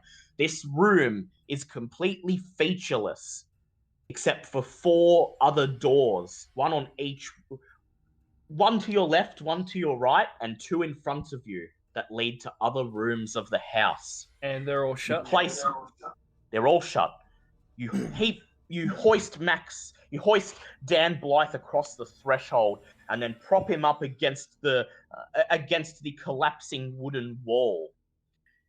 As you plop him down, he snorts and he says, "Oh, well, yes, the director does appreciate a gift platter."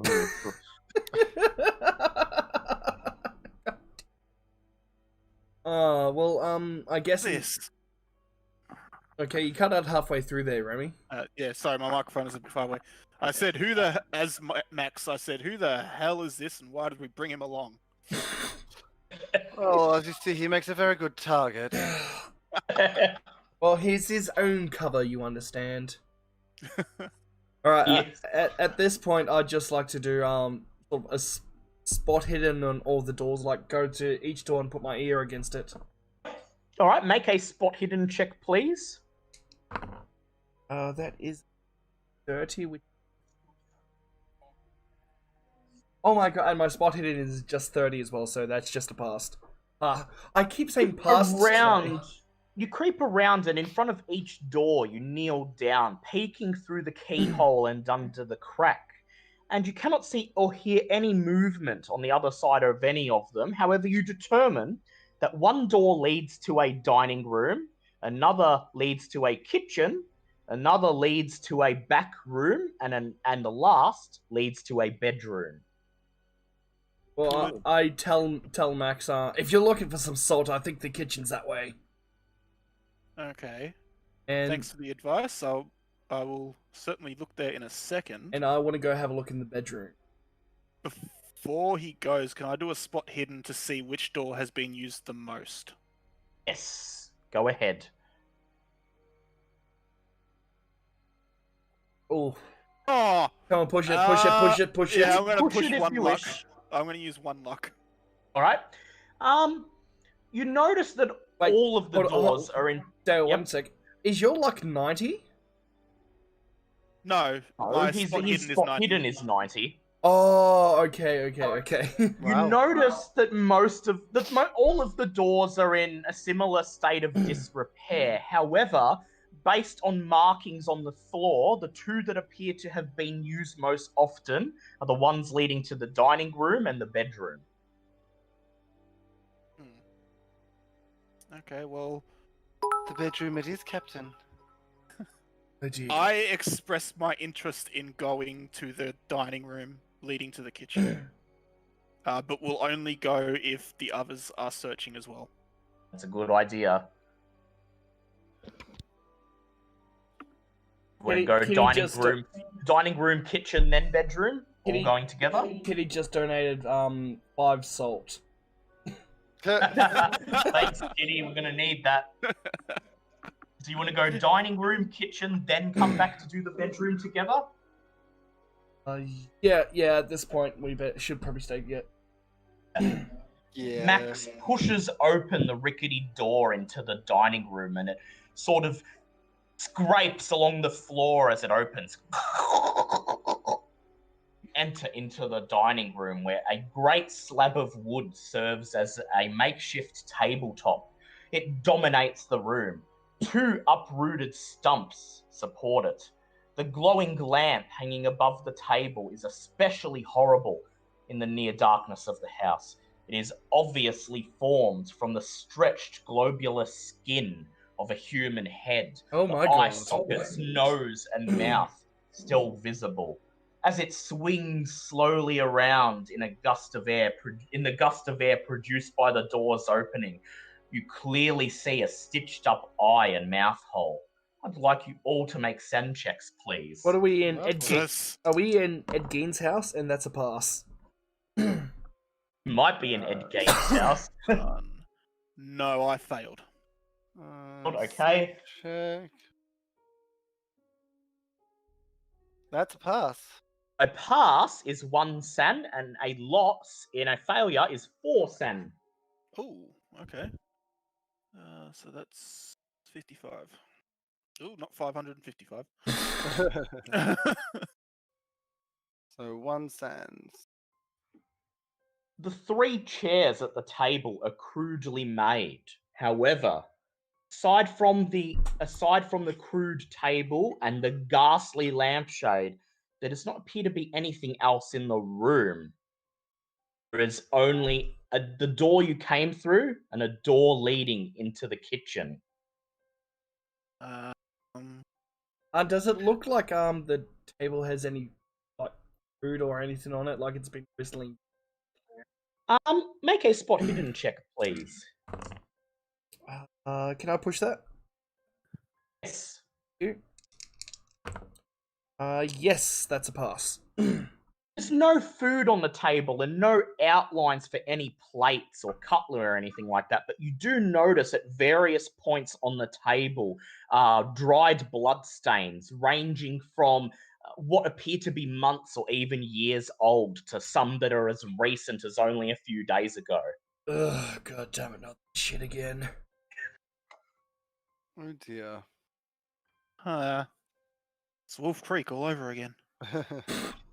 You wish to proceed into the kitchen? Can I do a spot hidden at the door to see if I can see what's in the kitchen? Yes, you can.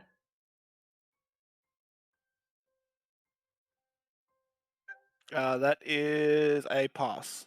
Lean over and peek through the keyhole, trying to see what you can make out on the other side. You see at first just a wooden kitchen countertop, but then dangling in front of it what appears to be a human arm. However, you are unable to see whether or not it is attached to anything. But it's just dangling over the side of the kitchen counter. It's not moving. Doesn't appear to be. Okay. Can I just do something funny here? I want to roll a lesson check, and if I succeed, I just want to do something. All right, so I just that Try is to listen to my heart there, Captain. no that is what's my listen at? Hey, that's a pass. Everyone, I get everyone to be quiet, and all you hear in the background, ding ding ding ding ding ding. Sorry. However, nothing happens. Can I try to slowly open the door? Like, Yes. Just slowly, cautiously, gun in one Yeah. hand, elbow pushing the door open. The door creaks as it slowly opens. And as you open and get a glimpse into the kitchen, I will need you to make a sand check, please. All of Of us. course. All of you, yes. Oh, that's a fail. Great. The only other one I do, and it's not really important. All right, so for a fail, that's going to be a loss of 1d4 sand, please. 1d4. 1. 2. All right. Slowly step into the kitchen, satisfied nothing's on the other side. You can probably guess what I'm going to describe in here. There's going to be a See- half dissected body, isn't there? You see a kitchen, well equipped in an old-fashioned way, except for hands, feet, and other grisly bits of human debris which are spread by the stove and on the countertop. The appliances all appear to have been in disrepair for quite some time and are covered in rust, save for an icebox just beside the stove, which, due to the fact that there is no layer of dust settled on the top, appears to have been used only recently. And I can only guess what's inside it. Could I just try to search for salt without looking at the bodies? I would like you to make a luck check, please. Luck. Okay. Come on, come on, come on, come on. That is a pass. Hey. Trying your best not to look at the dismembered limbs and other grisly sights, you poke around the kitchen, opening several of the drawers in the kitchen counter and using one hand to block your nose from the stench. And you are lucky. When you open the third drawer, you see a wooden salt shaker comes rolling along the bottom of the drawer as you open it. And Okay, so, if you'd like to make a firearms check, That's just a pass. okay, there is enough salt in the salt shaker to fill one more cartridge with salt. Okay, that brings it back up to 3. I'll steal that. Would And anyone else like to... Yep. I put that one salted The bullet other two? in the top. No, back into my bullet. Into my back gun into for the first chamber. bullet. Yes. Yep. So would you other two like to do anything in this ghastly kitchen? I'm just disgusted. It's nothing I haven't seen or I smelt worse before, and I just like to use the tip of my saber just open the icebox. I'm not Okay. looking. I'm steering As clear of you that. open the icebox, I would like you to make a luck check, please. That's a 25, which is a pass. That's a pass. Okay. You stand in front of the icebox and you use your saber as leverage, prying the lid and opening it. As soon as you open it, you hear a loud click, and then you just have time to see a sawn-off shotgun that's rigged to the inside of the box fire at you. Bang! However, you are not directly in front of it due to sheer luck, and so you don't take the full damage from the shot. You take 7 points of damage. Oh, Make a constitution check. Shit. That is an 18, which is a hard pass.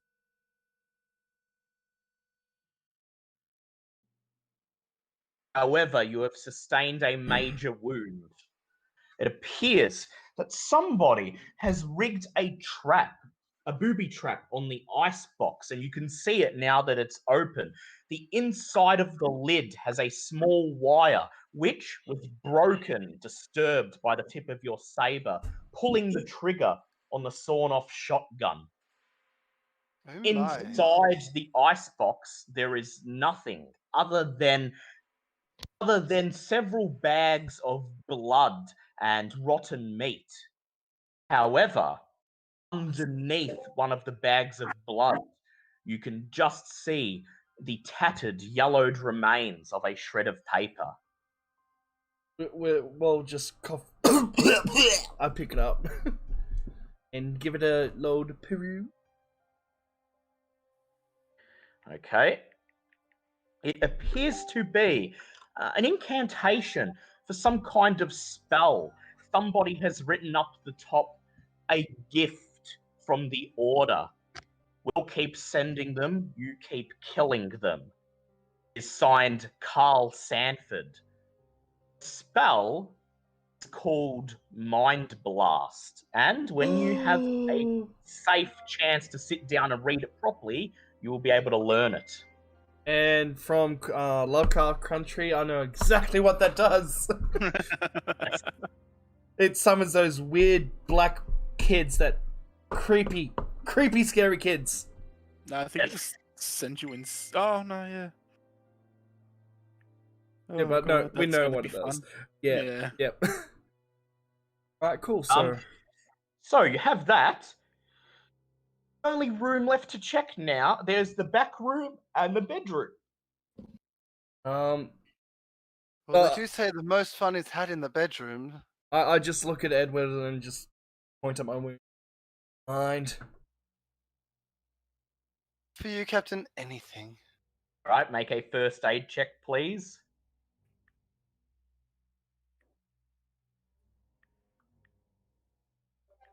Can that be pushed? First aid can be pushed. Oh god, please don't fail that. Please don't fail this one. Hey! Hey, okay. Your major wound has been stabilized and you regain 1d3 HP. That's my... Come on. Ah, 2. Well, he's better than nothing. Yeah, 2's better than 1. Yeah. Better than 1. So you spend the next Those 10 to delicate 15 hands there. minutes treating the captain's wound, clearing some of the buckshot out of his chest. Thankfully, he didn't take a direct hit. It was mostly a grazing shot. So you apply some treatment and then wrap it up in bandages, and he still seems to be able to move just fine. I'll give you another healing touch later. Where would you like to go next?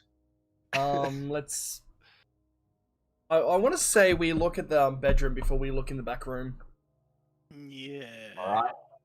So who wants to enter first? Blythe. Yeah. That bastard.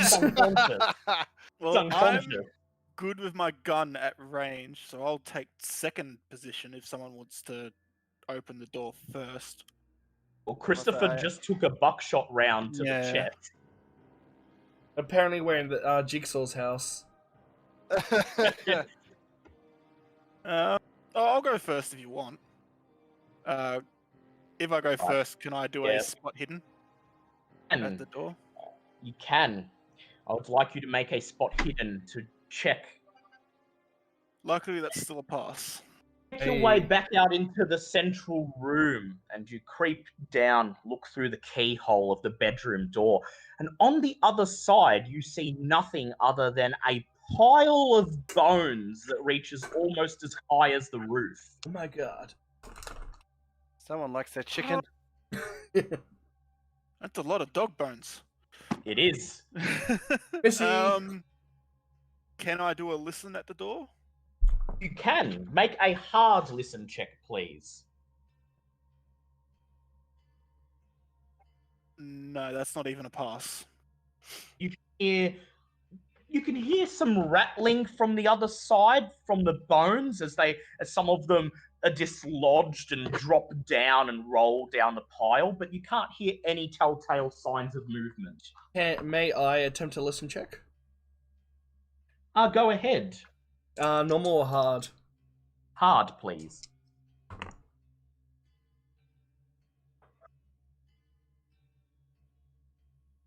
And I spend 5 luck points. Yes, you can. Excellent. First time I actually Press spent your- luck points. You press your ear up against the door, and on the other side, you hear nothing at first, the same rattling in the bones that Max heard, but then you hear what sounds like crunching, as if something or someone is crunching one of the bones.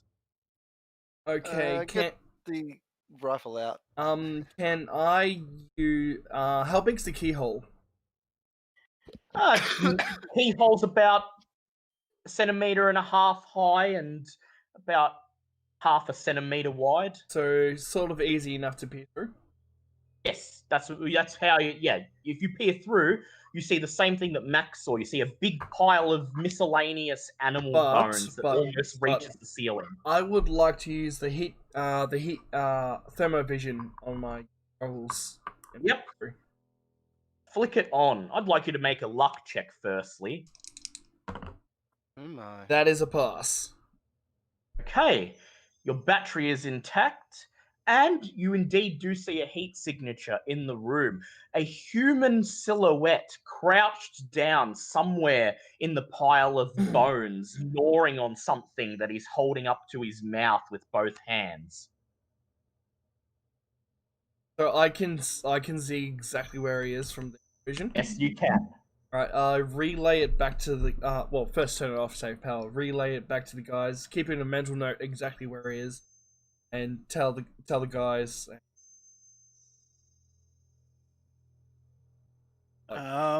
We can.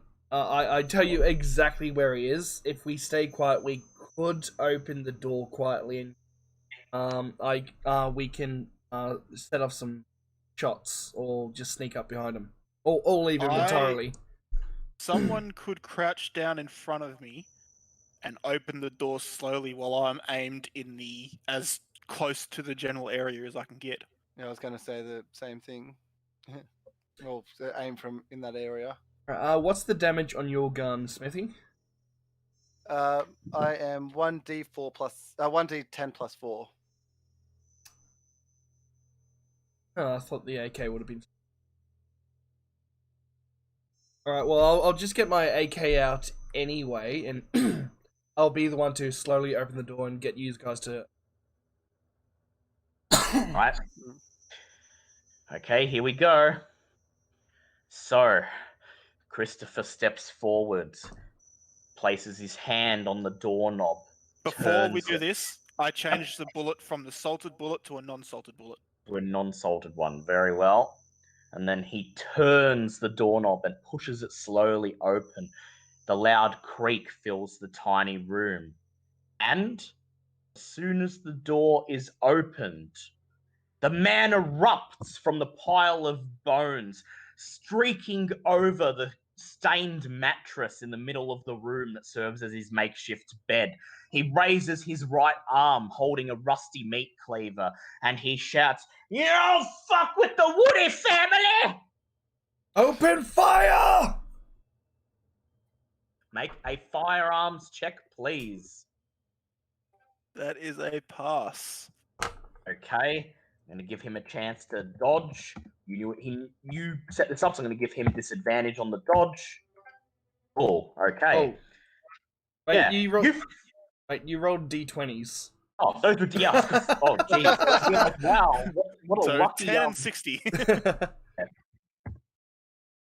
Oh, there we go. He still passes anyway. What about He runs towards Edwards? Because fire. Bang!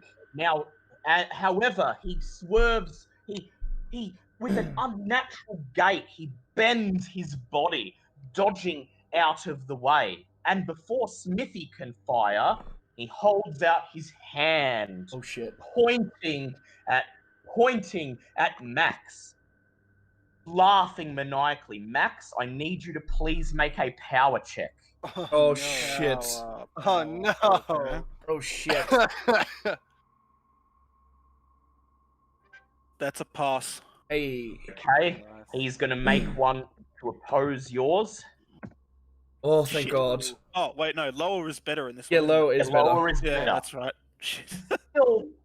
You feel for a brief, for less than a second, you feel a spasm of fear shoot up your spine, but that's it.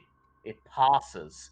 The man continues laughing like a maniac, rushing at you. Okay, Edward, make your firearms check, please. One Victoria. Oh, that is firearm. That is an extreme. Oh.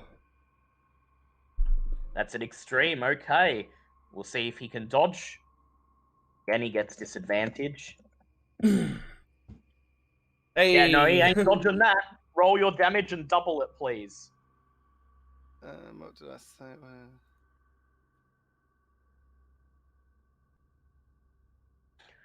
So let me just say to Remy, if you didn't win that opposed power roll, you would have had a couple of dancing girls following you around for the rest of the That is 26.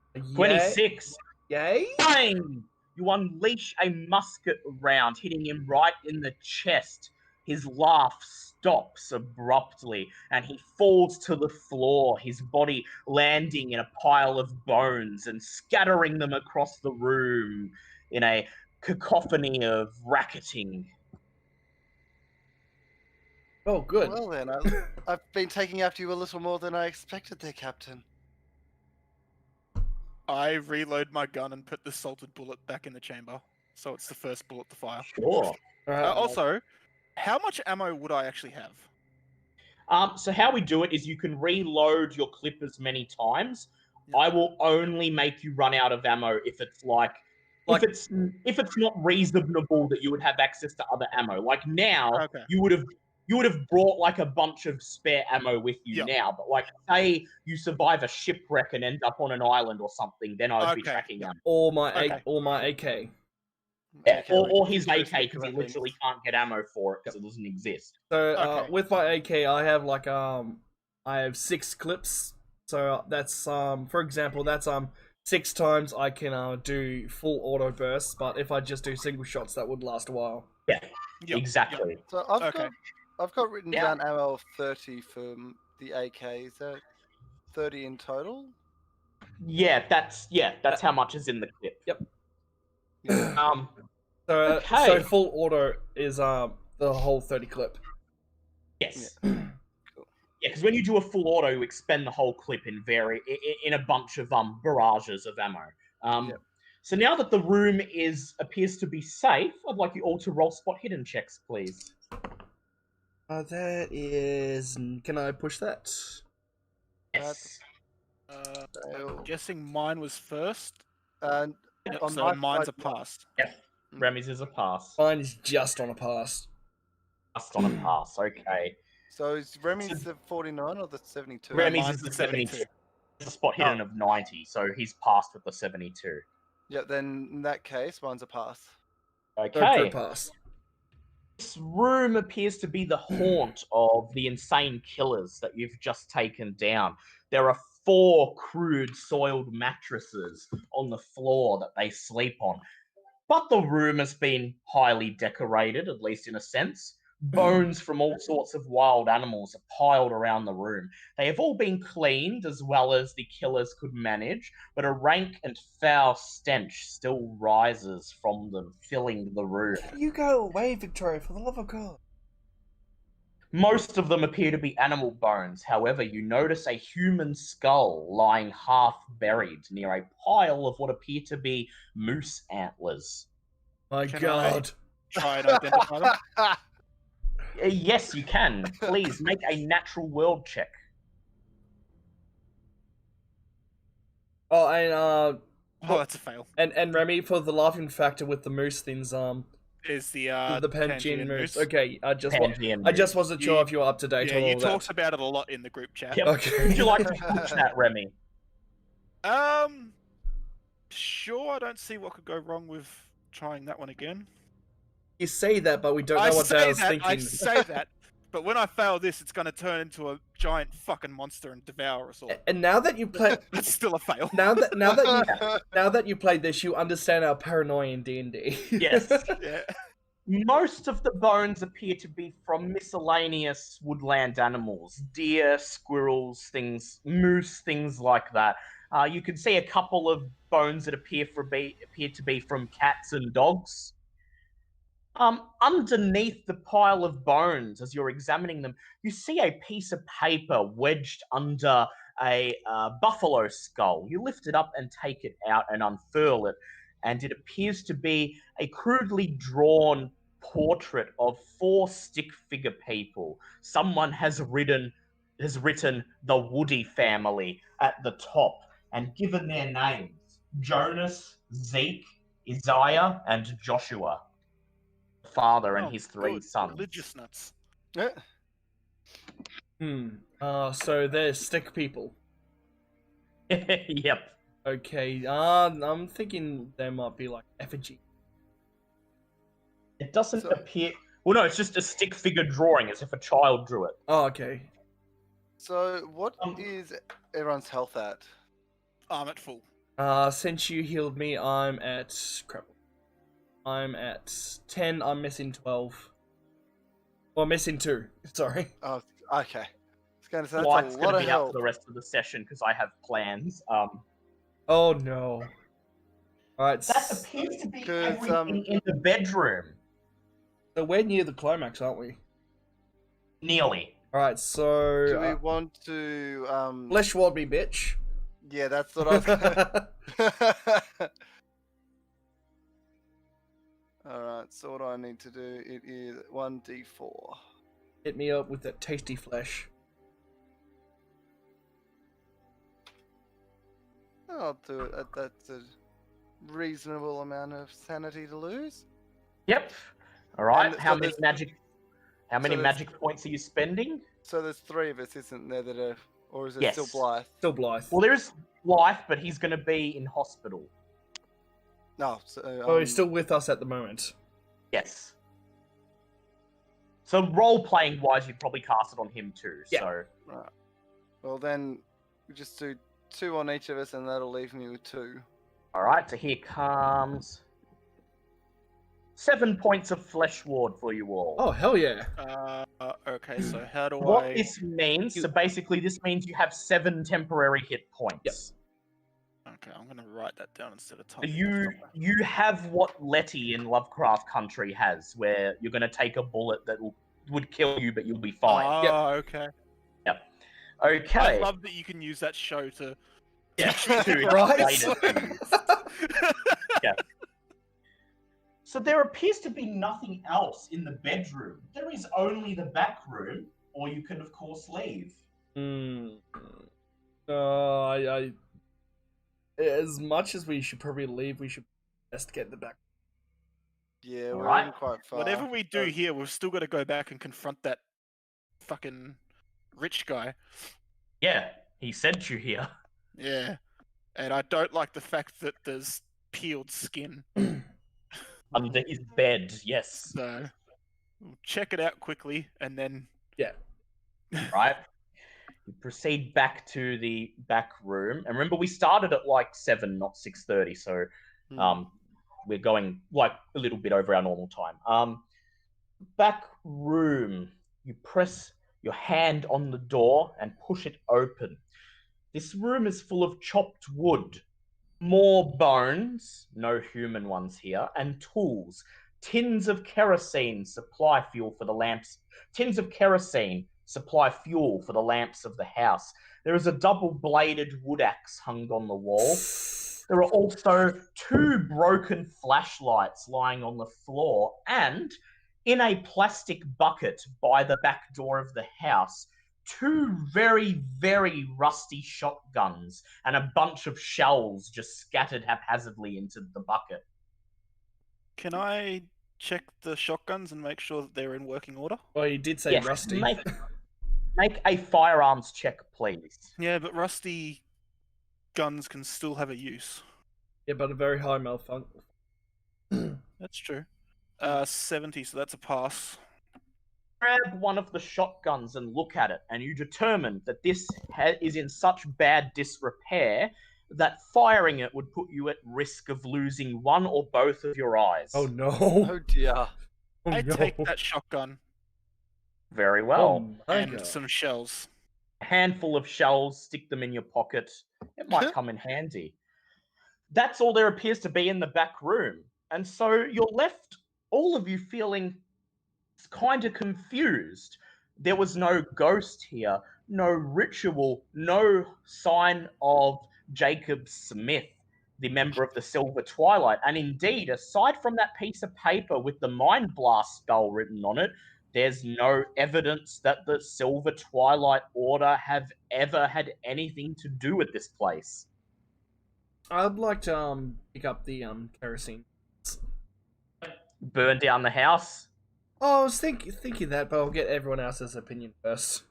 Oh, it seems like what we do well. As long as you don't Before start you a do bushfire. I would like all three of you to please make intelligence checks. Oh, that's an extreme pass for me. That's a fail for me. Intelligence, Oh. that is a hard pass for me. It's okay, and I'll give Remy this pass because of his character's background.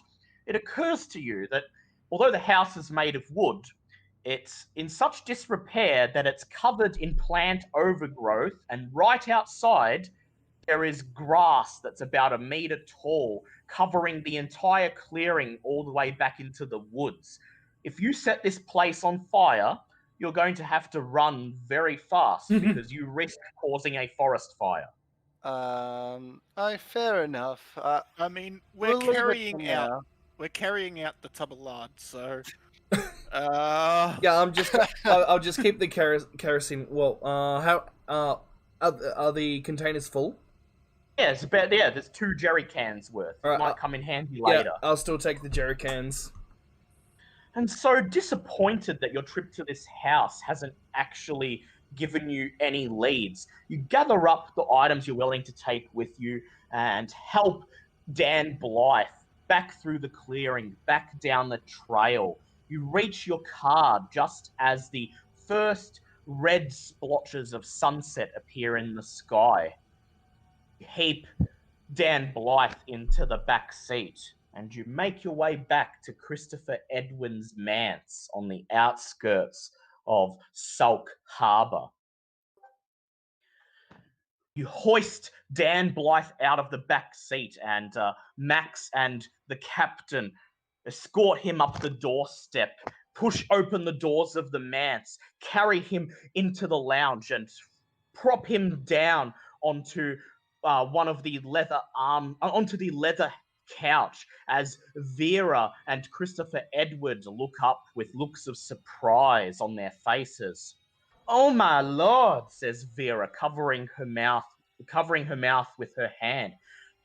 She looks over and sees the rest of you variably covered in bloodstains and dirt. She says, "What on earth happened down there?" in response, can I pull out my gun and train it on the rich guy? Yeah, go ahead. You grab your gun and you train it on Edwin. He looks up at you, and his left hand begins to tremble on the arm of his wheelchair. He opens his mouth in surprise and he says, I'm sorry, I don't understand what's happening. Is someone in need of medical care?" You better tell us what's going on now. We just met Max, but I think he's pretty trigger happy, so you better start talking. Make an intimidation check with advantage because Max is pointing his gun at him. Just want to say that on the car ride home, I've put the other 2 salt Yeah. bullets in the gun. Right, is it just a normal? Just a normal, yes. Advantage, just a normal one, yes. Just a normal. That's right. That is a hard pass. He says, he looks up at you, he says, "I don't know what you're insinuating. I told you the house would be dangerous, but Please, your friend is hurt. I have a phone upstairs. I can call an ambulance to have him taken to the hospital immediately. Has anyone questioned him about the skin, or is this the first time we're seeing him beforehand? It's the first time you've this- seen him since then. Yes. So- So, You you can go. You go. So, was it just on skin? Oh, there was also a crystal decanter of some potion that we don't know what it was, Oh. But hidden in the wall. had either a smell of meat or blood. That's right. Yeah, Yeah, smell of meat or blood. I swear you gotta stop fucking with me. I thought we had something going on, naval officers, but we found some weird shit in your room, and we've just been at that goddamn place, and there's nothing that you explained that was there. So start talking right now. He sighs and he says, "Okay, look, just don't hurt me. Just calm down." He takes a breath and then he coughs and he says, the disease I have, it's not a disease, but a curse placed on me by the Silver Twilight, and I have been resorting to occult means to extend my life. That's what you found in my bedroom this morning. Max, did you want to do a psychology test? No, Blythe had the psychology. And Blight's unconscious. Wait. You could still attempt a psychology Wait, check. I thought I stabilized him. You did, but he's He still was stable, unconscious. but Oh, okay. Oof. he's just not dying from a lethal wound. I step a little bit closer, so like maybe like 2 meters in front of him, and start drawing my sabers, like start talking right now. Make another intimidation check, please. This time without advantage. That is a critical pass. He says, "The potion, it's an anti-magic solution made out of animal blood and some other components. The curse wastes me away, making the flesh literally melt off my body. That's what you found under the bed. I drink the potion once a day. It slows the curse, but it will not stop it. That is why I've had to rely upon you. As for what happened at the Woody house, that I cannot explain. I was simply going on information that I dug up in my own research." Why would anyone drink a potion that withers away their body? No, the potion stops the withering away. Oh, stops What the he's withering. claiming. Sorry, Yeah, That's sorry. what he's claiming. Oh, sorry. I heard opposite. Sorry. Yeah. Well, that doesn't explain lying about why you said you saw what you saw. He says, "Okay, I'll come clean with you. I didn't see Jacob Smith at the house. I didn't see any ritual. The Woody family has been a local urban legend in these parts for decades, and there's a simple rumor that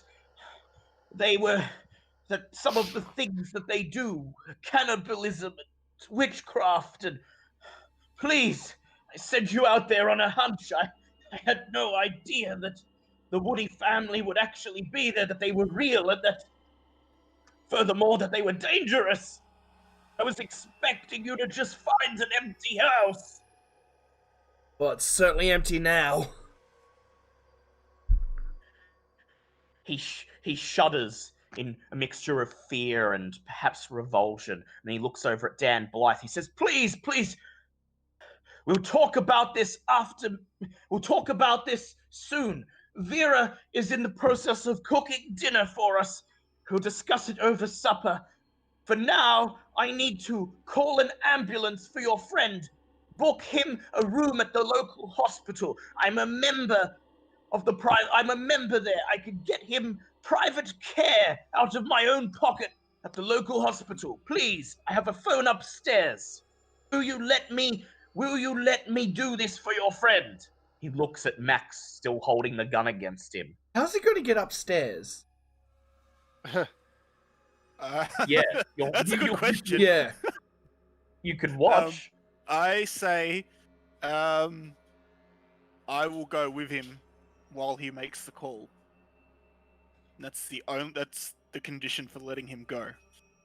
I would like Max to make a persuade check, please.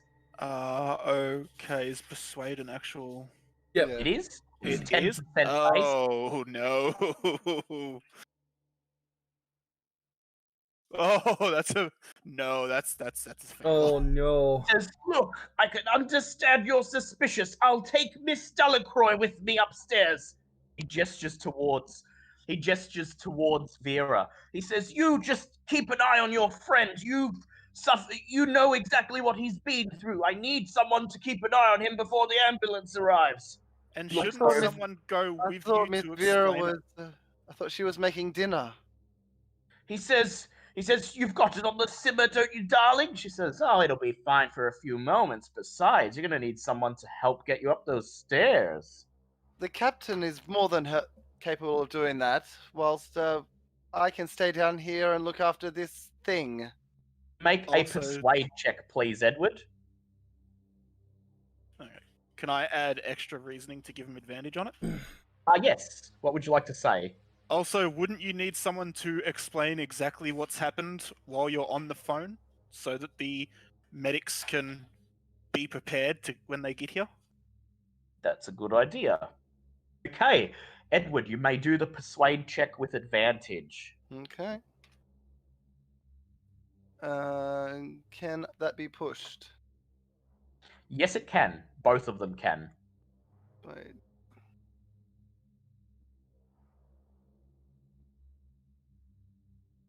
And I will use 2 points of luck to make that a pass. Edwin brushes a hand at you. He says, fine, I'll go up with the captain. I just want to get your friend some help that he desperately needs.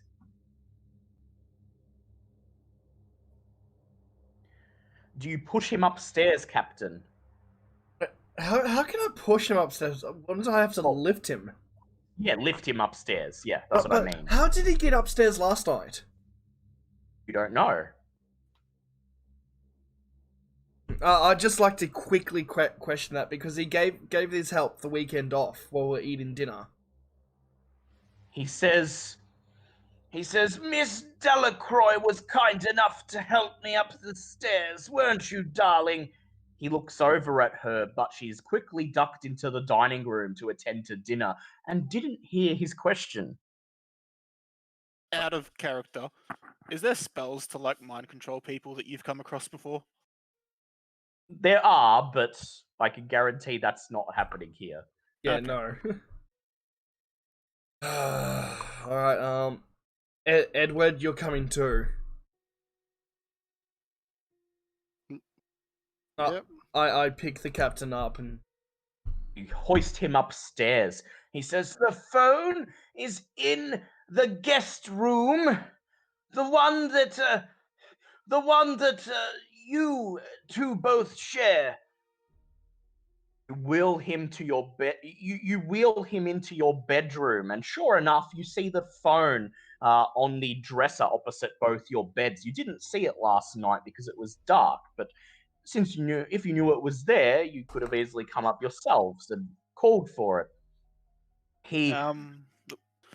While they're upstairs, can I take up position downstairs with my gun pointed up? Sure. No, you should go ask Delacroix if what he said was true about her helping him up last night.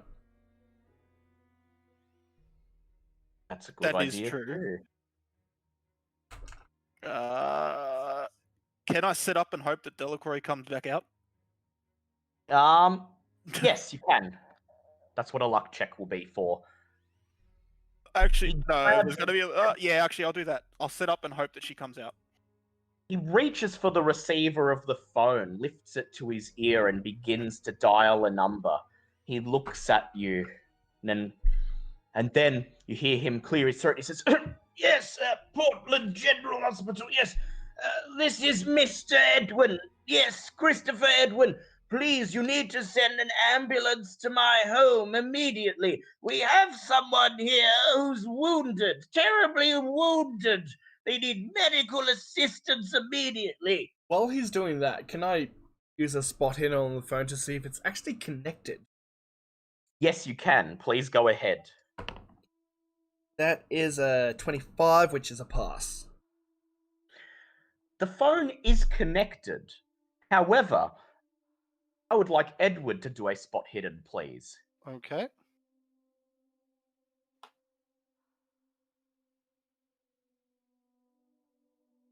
Yeah, that is a hard pass.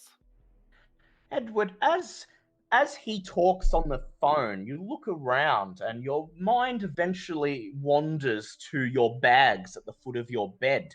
And you notice that the zip on your bag is about 6 centimeters down the side from where you left it. Point this out to the captain. Huh. I'll keep an eye on him. You go have a look at the scene. Yep.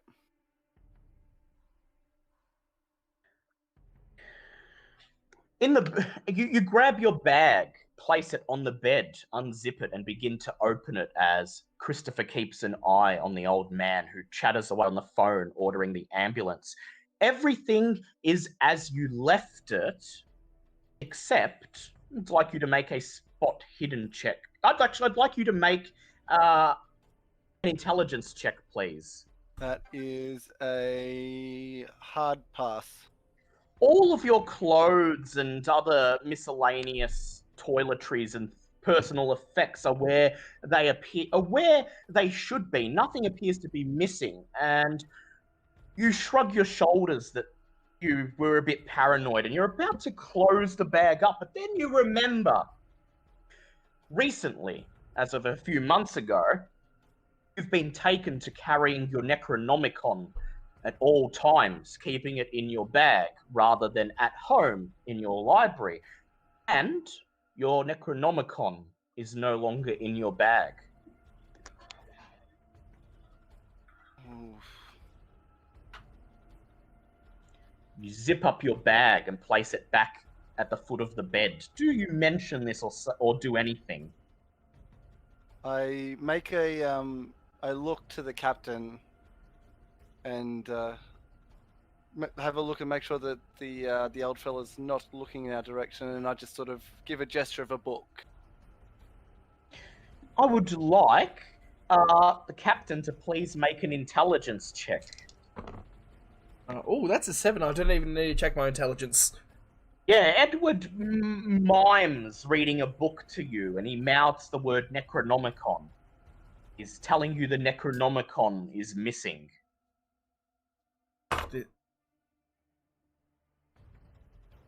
Meanwhile, downstairs, I would like Max to please make a luck check.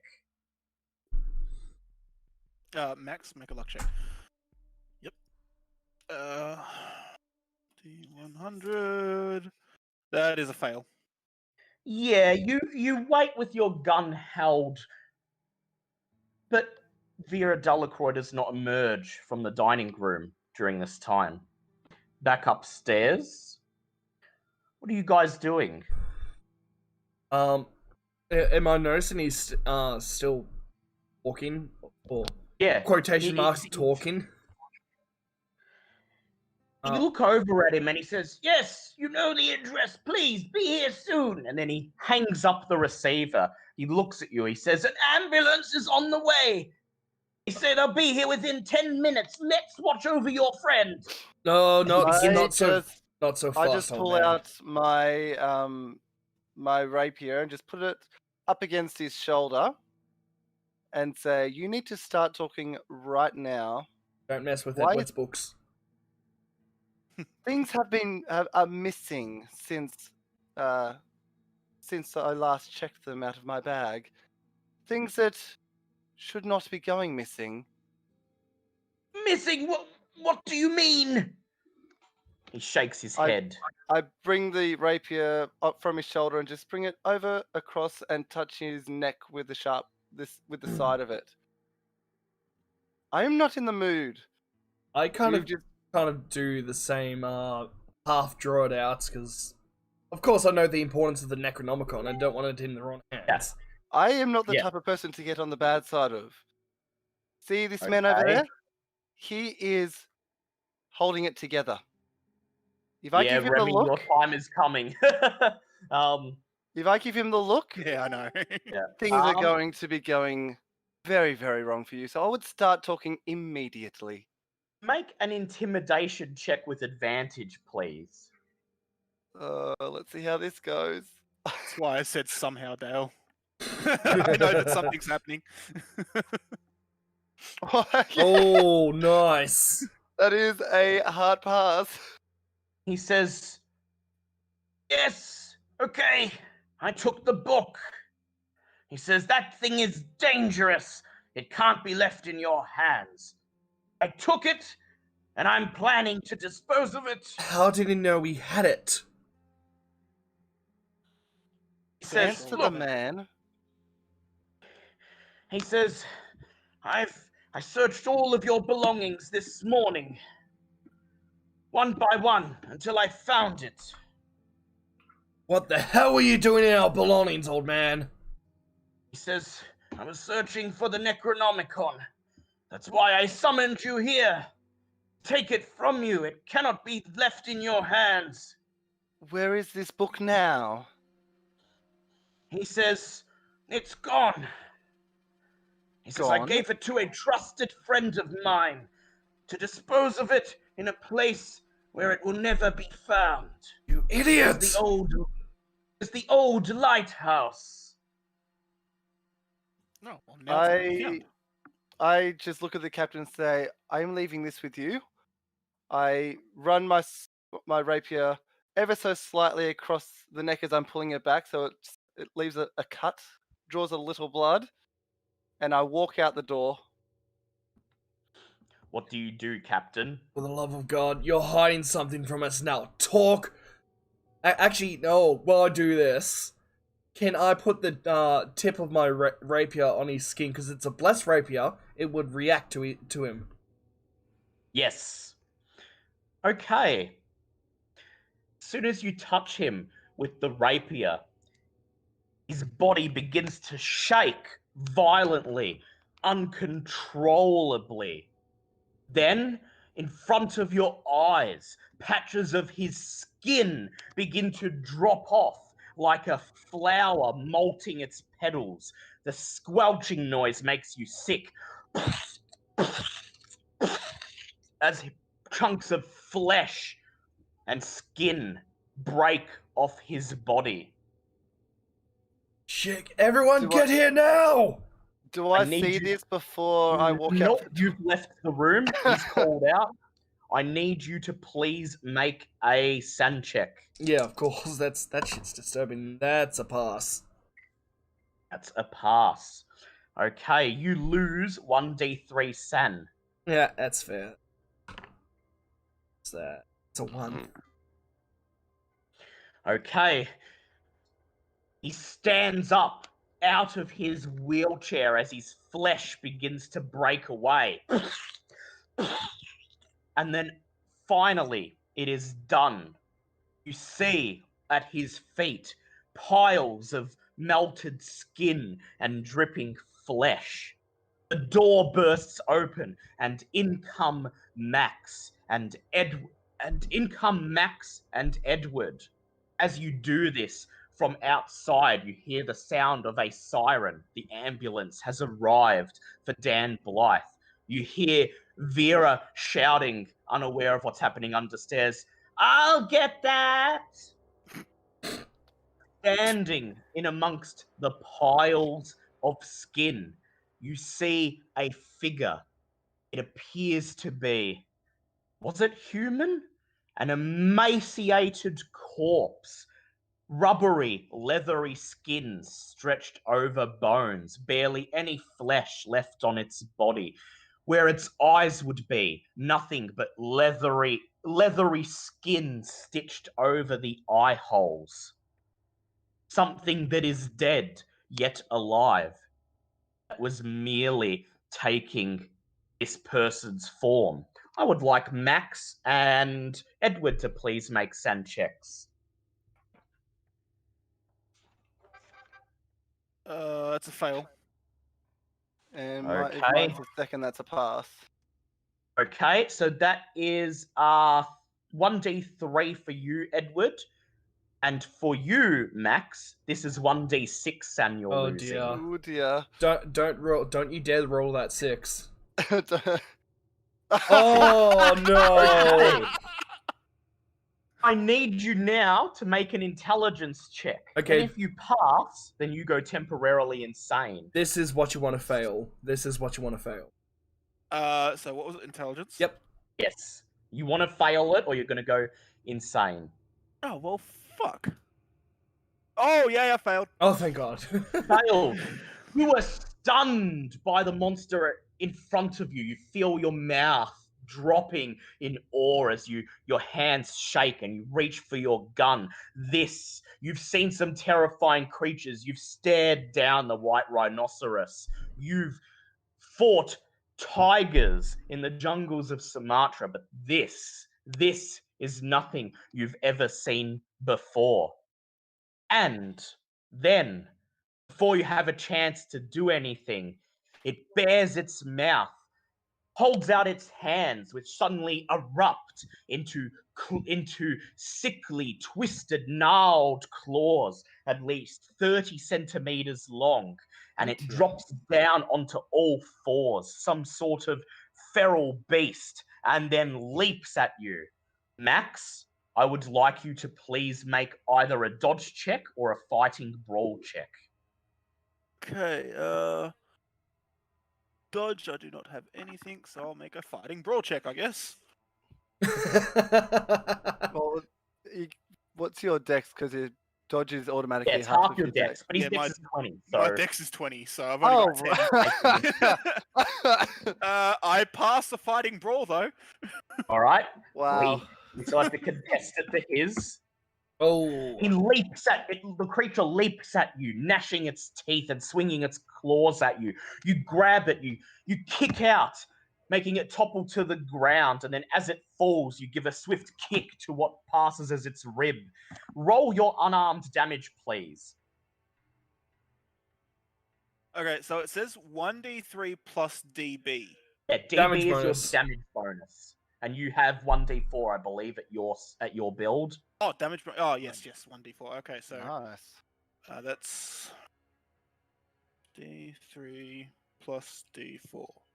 Is that going to work? Yep, that's 3 damage. 3 damage. You deliver a swift kick. There you go. Take that, mate. It is Christopher's turn. Yeah. Well, since it worked before, use the my blessed saber. Yep. All right. Make a fighting brawl check, please. What's my fighting brawl? That is a 42, which is a pass. Oh. Oh, fuck. And he attempts to parry you, reaching out for your saber with his claws, but you knock them out of the way with the hilt of the weapon, and then plunge the tip of your sword into the creature's flesh. Roll your damage and double it, please. That is a 7 plus 7. 7 plus 7, 14. 14. The creature squeals, opening its mouth and wailing. Okay. Edward, your turn. First thing I want to do is shout out to Vera. Get this man to the ambulance, and both of you get out of here as fast as you can. You shout. She says, yes, but wait, are you okay up there? Just go! Right. What would you Then- like to do with your turn? I would like to fire at this thing just to sort of do what I can. All right. Make a firearms check, please. Ooh, that's a hard pass. Oh. It hits the ground, rolls around on all fours as your musket shell shoots over it, and then it leaps at you, pinning to the floor, and begins to slash at you with its claws. Make a strength check, please. Oh Oh, dear. my. Not the first time you've had someone pin. Nope. Oh shit. No. Oh shit. Armor. As it mauls you with its claws, slashing at your skin and other exposed parts. The creature squeals, "You will not survive the worm that walks!" So sorry, I was coughing. Then how much did I take? 4 damage bypassing your armor. Oh, so it went past the armor. Yes. That is now 3 flesh ward. The creature sits up and turns its attention to the rest of you. It says, "The great ones called upon the worm that walks, and it obeys." Okay, Max, your turn. Well, I'm just gonna try and shoot it with my salt encrusted bullet. Go ahead.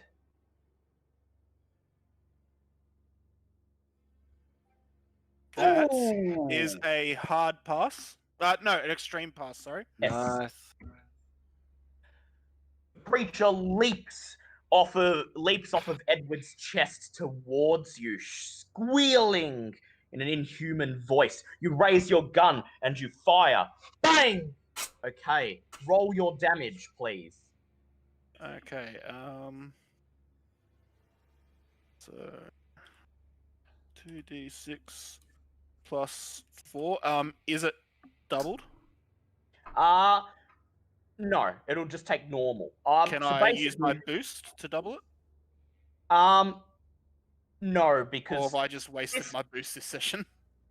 oh, no. Well, no, you'll still get a chance to use it. Don't worry. Okay. There's still a little bit more to go. Yeah, it's just not So the climax. this creature is only taking 1 point of damage from non-magical attacks. So Okay. And I'm Yeah, guessing it that doesn't salt matter what doesn't we do roll. anything to this one. yeah, no, the salt was a red herring. Okay. Cool. Bang! You hit it with your shell enough to knock it out of the air, but it swipes at you with one of its claws. Make a fighting brawl check, please. That is a fail. You try to kick out at it, but you're too slow. One of the claws slashes across your chest. You take 2 points of damage as the creature lands on the floor with a thump. Okay, it's the creature's turn. It stands up and it roars, pointing its hand at... Who's got the lowest luck here? That's got to be Smithy. Most likely me. Yeah, Right. mine's 80. Smithy, you need to make a power check, please. Uh-oh. Oh no. No! Oh no. Oh no! Oh no. It's power. Okay, it points its hand at you and shrieks. You lose 5 sand points immediately, Edward. Make an intelligence check as it hits you with its mind blast. Oh no. Am I trying to pass or fail this? You're trying to fail. Oh no! Oh no. Oh no! Oh no. You shriek in fear as the bedroom door behind you bursts open and a creature identical to the one you're fighting bursts in. Then, before you have a chance to react, the bedroom window breaks as a third of the creatures leaps in. Both of them sit there staring at you, ignoring the other two and simply growling. Strange, bloody, blackish fluid drooling from what passes for their mouths.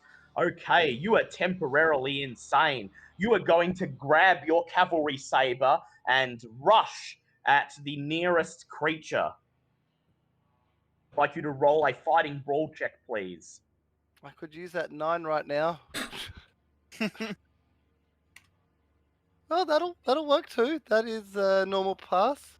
You rush towards the one that's just burst through the door. You grab your sword and you shout and swing your sword at it. Your sword passes through it as if it is merely an apparition, not there at all. And then, well, your back is turned. The real creature leaps at you.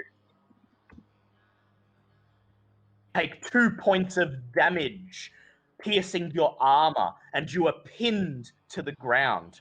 Christopher, your turn. Take another stab with my saber. Yes, go ahead. Our hard cutoff time is 11, okay? So we're about to go into the climax. See you in hell. Oh, that's a D8. That's not my D8. That's a D8. See you in hell, candy boy. That was.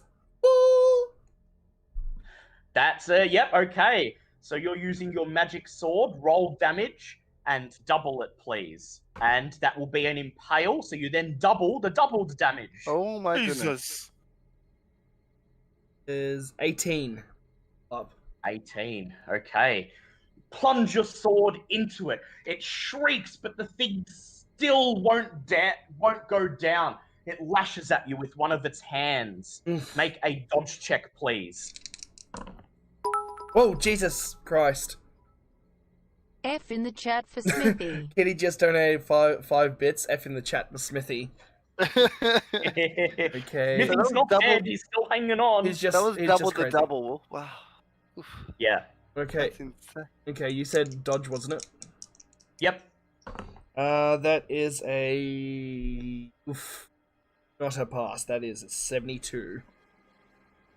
You dodge out of the way. Oh, Then actually, hold on. creature- Is it too late? Dodge out of- Oh yeah, that's right. Sorry, I forgot Yeah. I can't spend luck on these. Yeah, no, combat rolls. Yep. As the creature slashes at you with one of its claws, you step out of the way. It sits up and gets ready to pounce. Max, it's your turn. I'm just gonna fire at it again to try and knock it out of its pounce. Go ahead. Make a firearms check. Oh! Boom! You fire Oh, and you missed. miss. It pounces through the air, brandishing its claws as it flies towards you. Make a fighting brawl check, please, Max. God damn it, that's a fail as well. All right. Take 7 points of damage as the creature tears into the flesh of your chest. You feel terrible white-hot pain and begin bleeding profusely. Make a constitution check, please.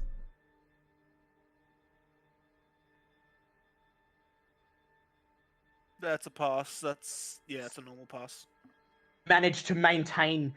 You feel woozy, but you manage to stay awake. You grab your gun and ready another shot, but then the creature roars.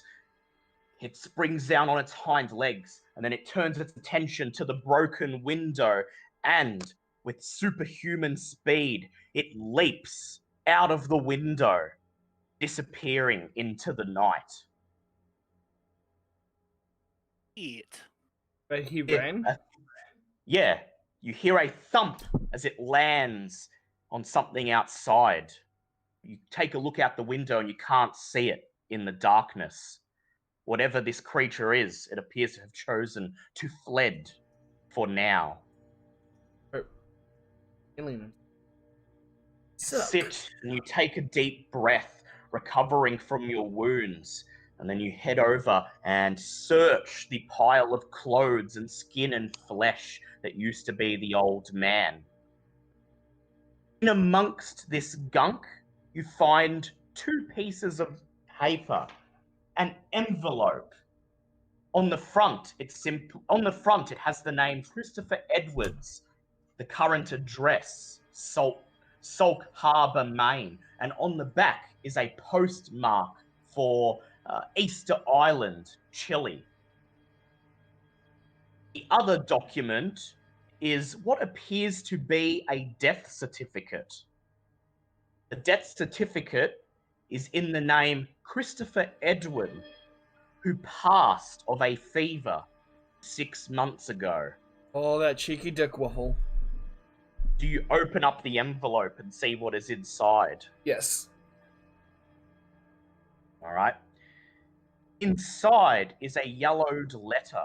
You unfurl it, bring it up into the moonlight, and read.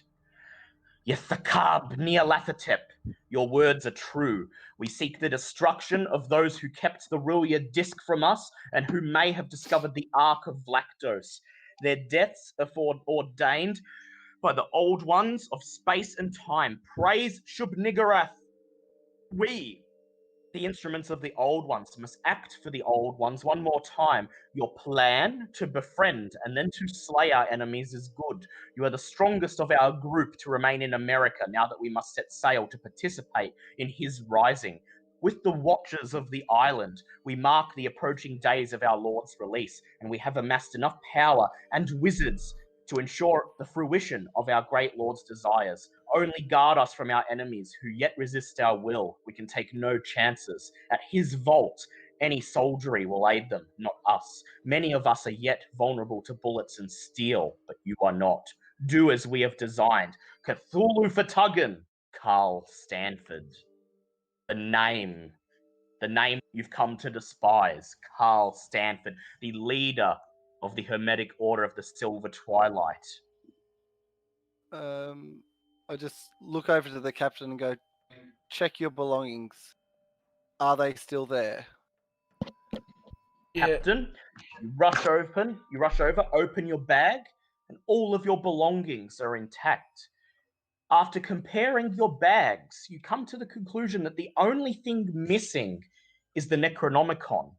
And if you are to go and find it, you must head to this lighthouse out on the bay. We don't want that to fall into the wrong hands. So that's the first course of action we have to do. Very well. Well, do you want to look out the window and see if there's any sign of what this creature's or where this creature went? I can try to track it. You can. Would you like to track it? And is it night? Did you say? It is not. It is night now. Because Captain, you got the goggles. Yep. Yeah, use the Googles. Okay, so if you intend, as you come downstairs, Vera runs up to you. She says, Blythe was loaded into the ambulance and, well, I was going to get away, but I heard a commotion and is everything okay? Vera, this has nothing to do with you at the moment. Go to the hospital and make sure Blythe's okay. You push her out of the way, put on your night vision goggles, and you help Max track the creature. Max, make a track check with advantage, please. That's a pass. Hey. With the help of the captain and his night vision goggles, you soon locate some traces, dried flesh, fluid, and eventually some footprints in the dirt leading away from the window, down the road into the village, and then beginning to head in the direction of the bay. Oh, you bloody ripper, the hunt is on. Fetch me musket! This is Only when a man really feels alive. The only question is, would you like to head to the harbour and get Edwin's boat now, or would you like to sleep? What's the benefits of sleeping? You get 1 HP and recover MP. So if I were to use my first aid now and then we slept, I'd get to use it again tomorrow? You get it again, that's right. Yeah, but He could get away. yeah, that's the risk. Could get away, yeah. I'm going to say he'd most likely get away. Yeah, I say we Especially just if he do can this leap now. like that. Pardon, Smithy? The cult wants the Necronomicon back for some reason. I can't imagine why. We can't After let reading that book, I know what it's all about. we can't Yes, get you do. If they get that book, we're in trouble. we can't let them lay a single hand on that book. All right. All my experience tells me that you gotta hunt while the track's good. So So you head back to the car. You grab much- all your. Yep. How much flesh war did you lose, Max? I lost all of it. I actually lost 2 of my HP. Yeah, 2 So- of his real HP. Mm. I still have I my still have- flesh ward, I have 1 flesh ward left, and 8 HP. so you might want to cast flesh ward. I've got 2 HP, 2 MP left, so I can only do it once. I can only do it for 1 person. Well, yeah, I still have my flesh ward, so you cast it on the person. If you're going to cast it. That's fine. I don't know who would need it more. I've got technically. Yeah, I don't know who's going to be more in the fight, you or me. You take it. You take it. Yeah. You use your flesh ward on yourself. All right, Oops, it's not 1d100. and your I just might try to stay back a little bit and just snipe from a distance.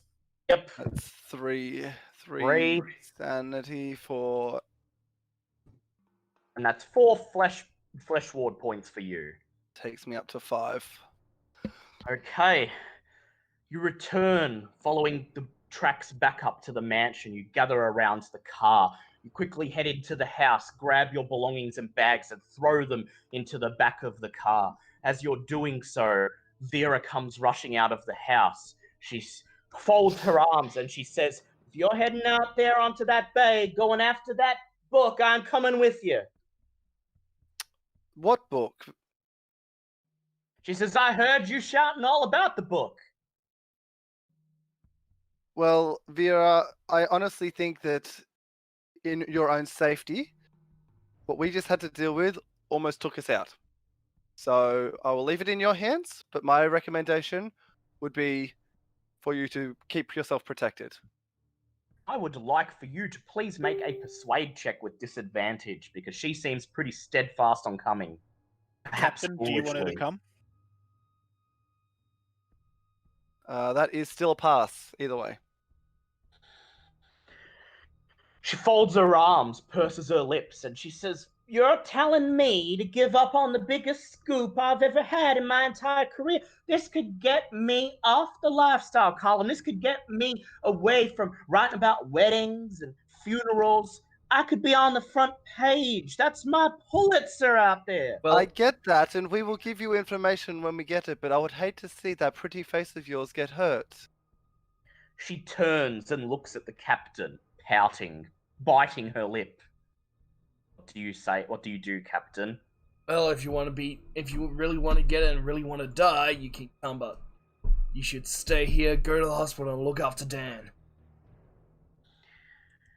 That was a bit of a non-committal warning, so I will get you to please make a persuade check once again. A persuade check, this time just normal, because Edward already softened her up. What? Oh, Persuade naturally is 10. well, that's a 29. Would you like to push it? Oh, screw it. 31. 31. She looks at you, she sighs, and she reaches down into her handbag, extracting a snub-nosed 32. She says, "I can look after myself, okay?" Well, Fine. your If you funeral. insist on coming, would you at least keep your distance? We will let you know when it's a bit safer. Gotta stick with me and keep Fine, back up she from me. says. She says, "Fine," and then lights up a cigarette. And then she climbs into the back seat of the car and she says, "Let's do this." I just look over at the captain and go, "Women." Can I just close the door and go to the other 2? Do you want me to knock her out? No, she. That is an option. At this point, you know what? I just lean in and whisper, "When we get there, knock her out." Remember when we knocked her out and taped her boobs together? Hey, I legitimately Great. legitimately thought that was a good idea. Okay. All right. So Remy, here's the context for that. We went into the Order of the Twilight meeting, I'm gonna fill up my water. guild hall. Yeah, they were infiltrating the order. Women weren't allowed. So we all got our robes to cover our faces, but of course she's a woman. Her boobs is still going to stick out. So I came up with a suggestion, because I've seen cosplayers do it, to try to tape down her boobs. Oh, fuck. I thought Saying that without fucking background is fucking Yeah. crazy. I legitimately thought it was a good idea. When you Make- explain it, yes, it does sound like a good idea. But the way that Dale just said, No, I don't remember know when you the knocked her point. out and taped her boobs up? You make Trying to you take make me an- out in real life, are you, Dale? you make an agreement to knock her out when you arrive at the destination, and then you look at each other, nod, and climb into the car and turn the engine on the ignition. 20 minutes later, you are arriving at the harbour on the other side of the village, completely empty, dark, abandoned at this time of night, with only one vessel moored in this small, tiny fishing village. The words "Fair Lady" are emblazoned on the hull as the black night waves splash up against it. This is Christopher Edwin's yacht. Well, there's your mistress there, Captain. Go get her. Let's get this book and kill this bastard. You climb out of the car and you walk up the road towards the dock. Suddenly, someone flashes a flashlight in your face. You there! What's your business at this time of night? You see a police officer sitting. You see a police officer sitting in a gatehouse just in front of the archway that leads to the jetty. We're friends with Captain Edwards, and we're here to look at his ship as per his request. Make a fast talk check, please. Oh shit him, goddamn hell! I don't even think I have fun. It's a 5 normally. Shit, no, that's a fail. He says, it's unsafe to be out and about in this town at this time of night. I ain't gonna stop you, but I'm gonna be putting in a call down the station that I saw some suspicious individuals down the harbor.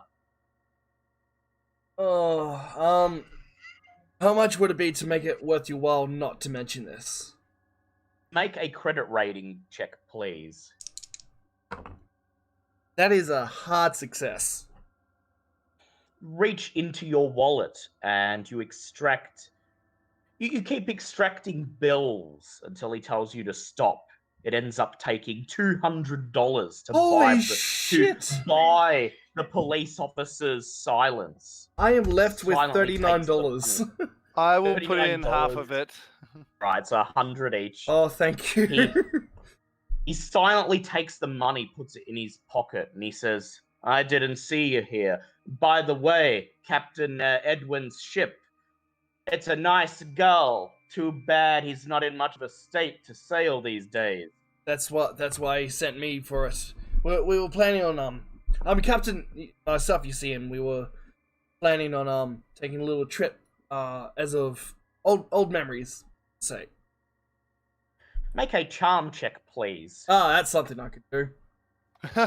I should have led with that from the beginning. Yes. Shoulda, coulda, woulda. Yep, and that's yes, that is a hard pass. He nods. He says, fine. I'll call the Coast Guard and tell them to keep clear of this area tonight. Muchly appreciated. He says, you have yourselves a nice night, folks. As a And he view. waves as you walk through the archway into the harbour. Make your way down the jetty to the very end where the Fair Lady is moored. Okay. Just by taking a look at her, you can tell she's been here for quite some time. Probably some basic repairs and maintenance will be in order before she's seaworthy. The cold sea wind blasts you, making your clothes flap and your hair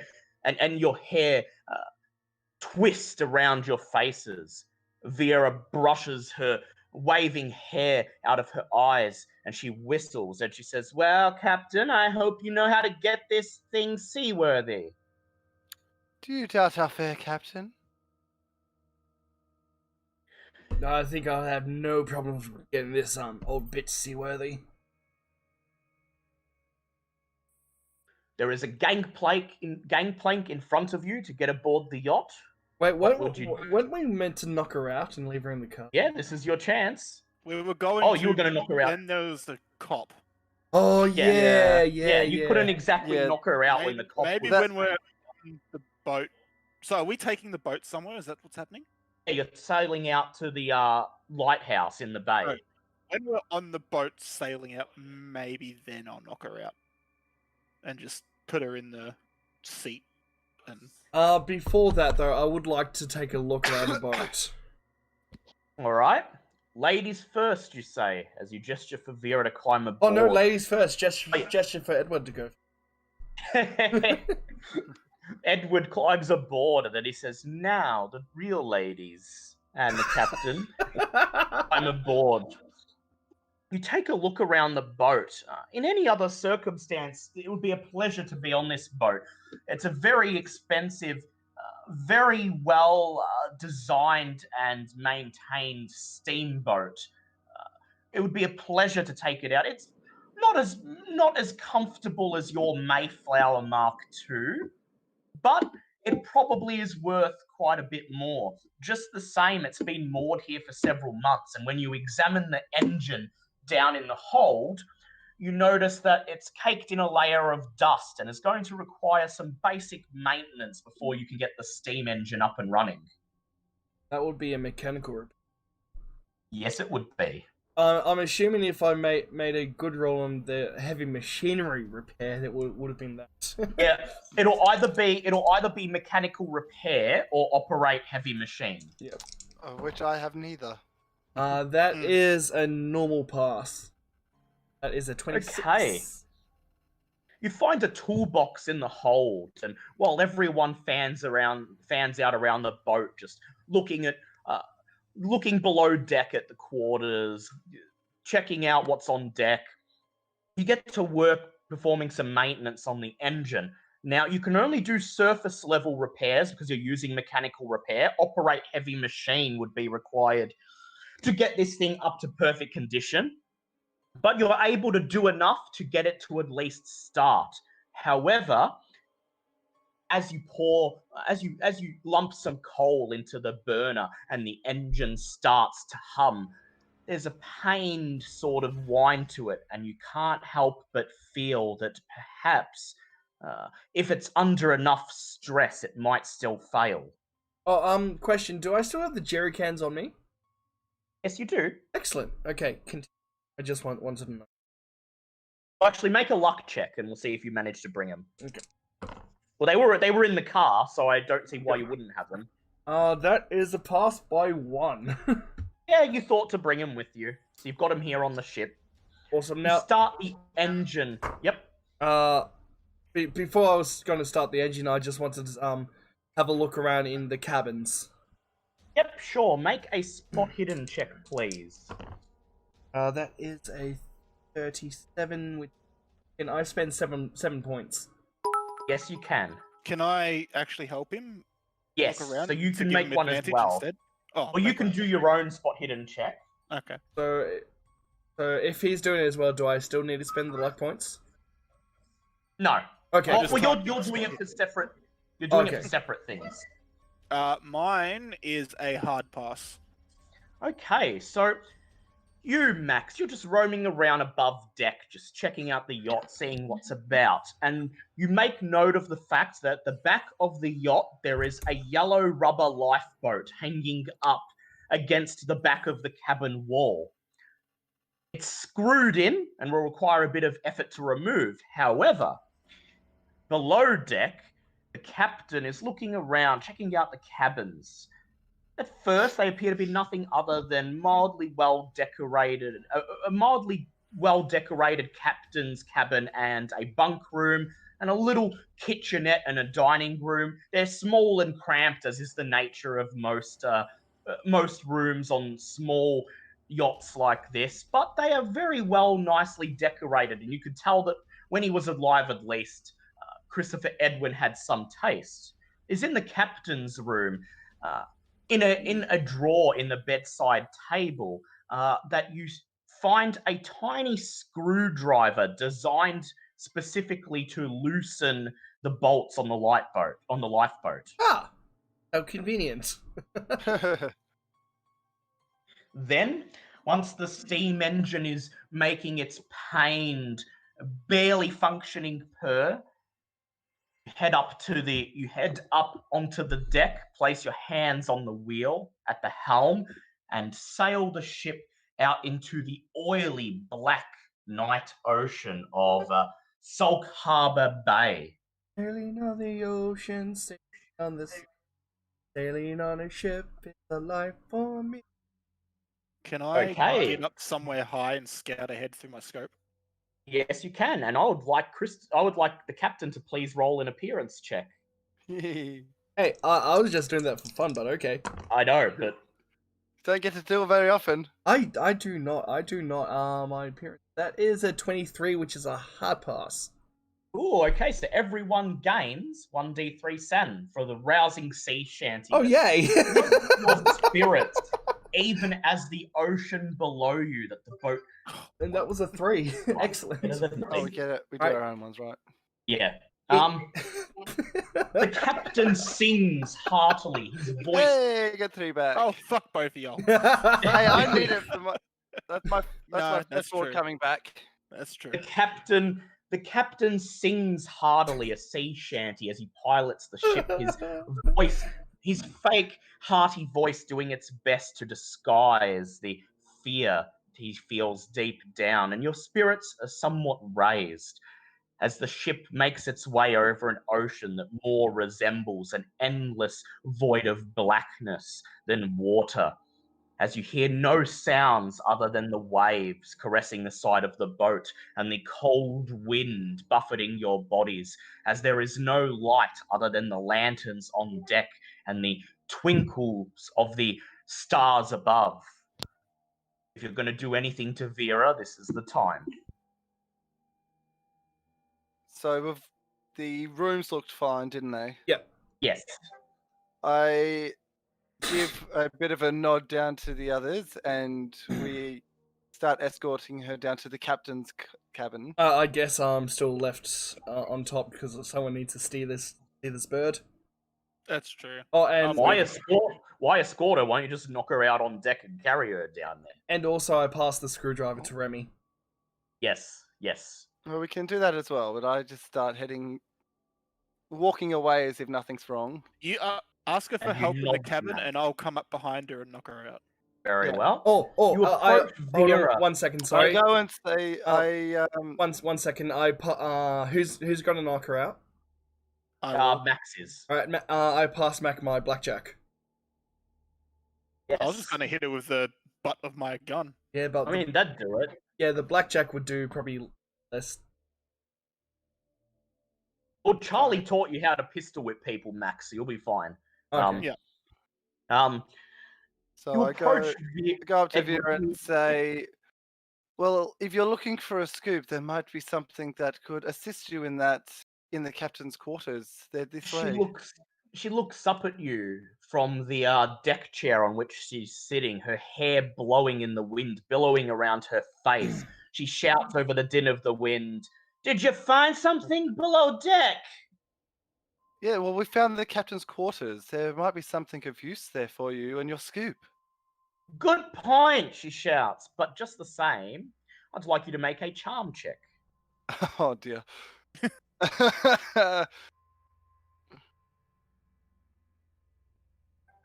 Ooh, that is... Hang on, where's my... that is a fail. Would you like to push it? Sure. Not much... That's fuck. still a fail. All right. She says, "On the other hand, you are the ones who've been doing all the investigating, and I quote, as you said before, you'll give me any information you find." Can I stealth up behind her and pistol whip her with my gun? Yes, please make a stealth check.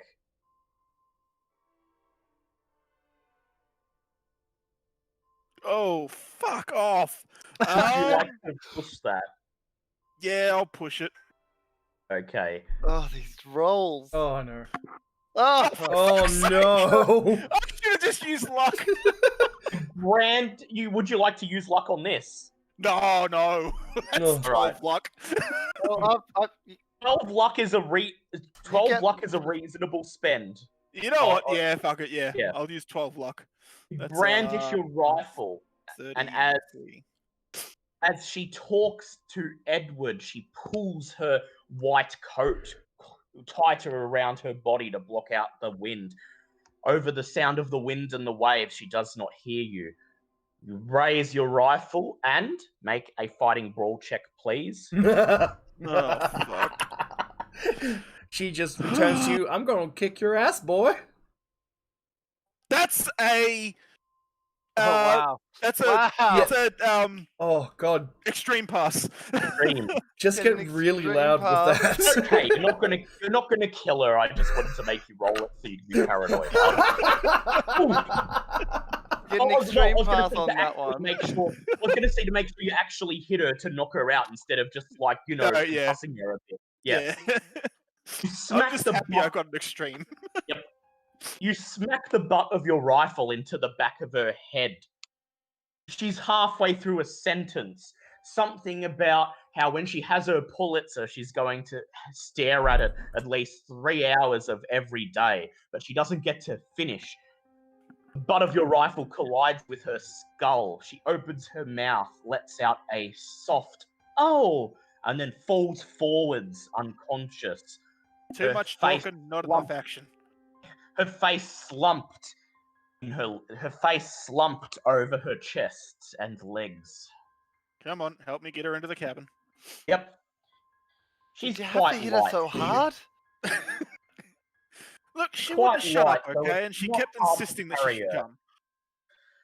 You lift her up, sling her over your shoulder, and carry her down into the captain's cabin. You place her down on the bed, make sure she's comfortable, and then you leave, shutting the door behind you. And are you going to block the door? Or just leave her there? Hmm. I asked. What's Smithy's character? Sorry, I don't know. Edward. I asked Edward, how likely do you think this thing is to sink? Well, the captain has his ways with things. Oh my. I mean, he's got it running, yes, but I think maybe we should just leave it unblocked. That'd probably be a good idea, just in case. Yeah.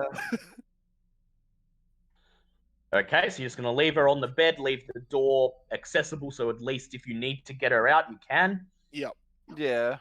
Leave her in the captain's cabin on the bow of the ship below deck, and then you head up to the deck, back into the cold night air. And then I try Okay. to find somewhere high to scout out in front of us. Yep. You climb up onto the roof of the yacht, and you scout out, and you see the outline of the lighthouse on the horizon. You shout down to the captain where it is. Captain, make a navigate check with advantage, please. I certainly can, because you act so nicely.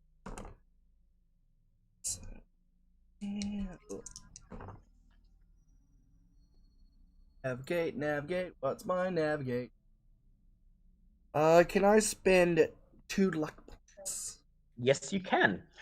With Max's directions, you notice the silhouette of the lighthouse, and you turn around the ship so it's directly facing it and begin to move towards it, making quite a bit of progress as it draws nearer and nearer, which means you are closer to shore when this happens. Oh, Uh-oh. crap.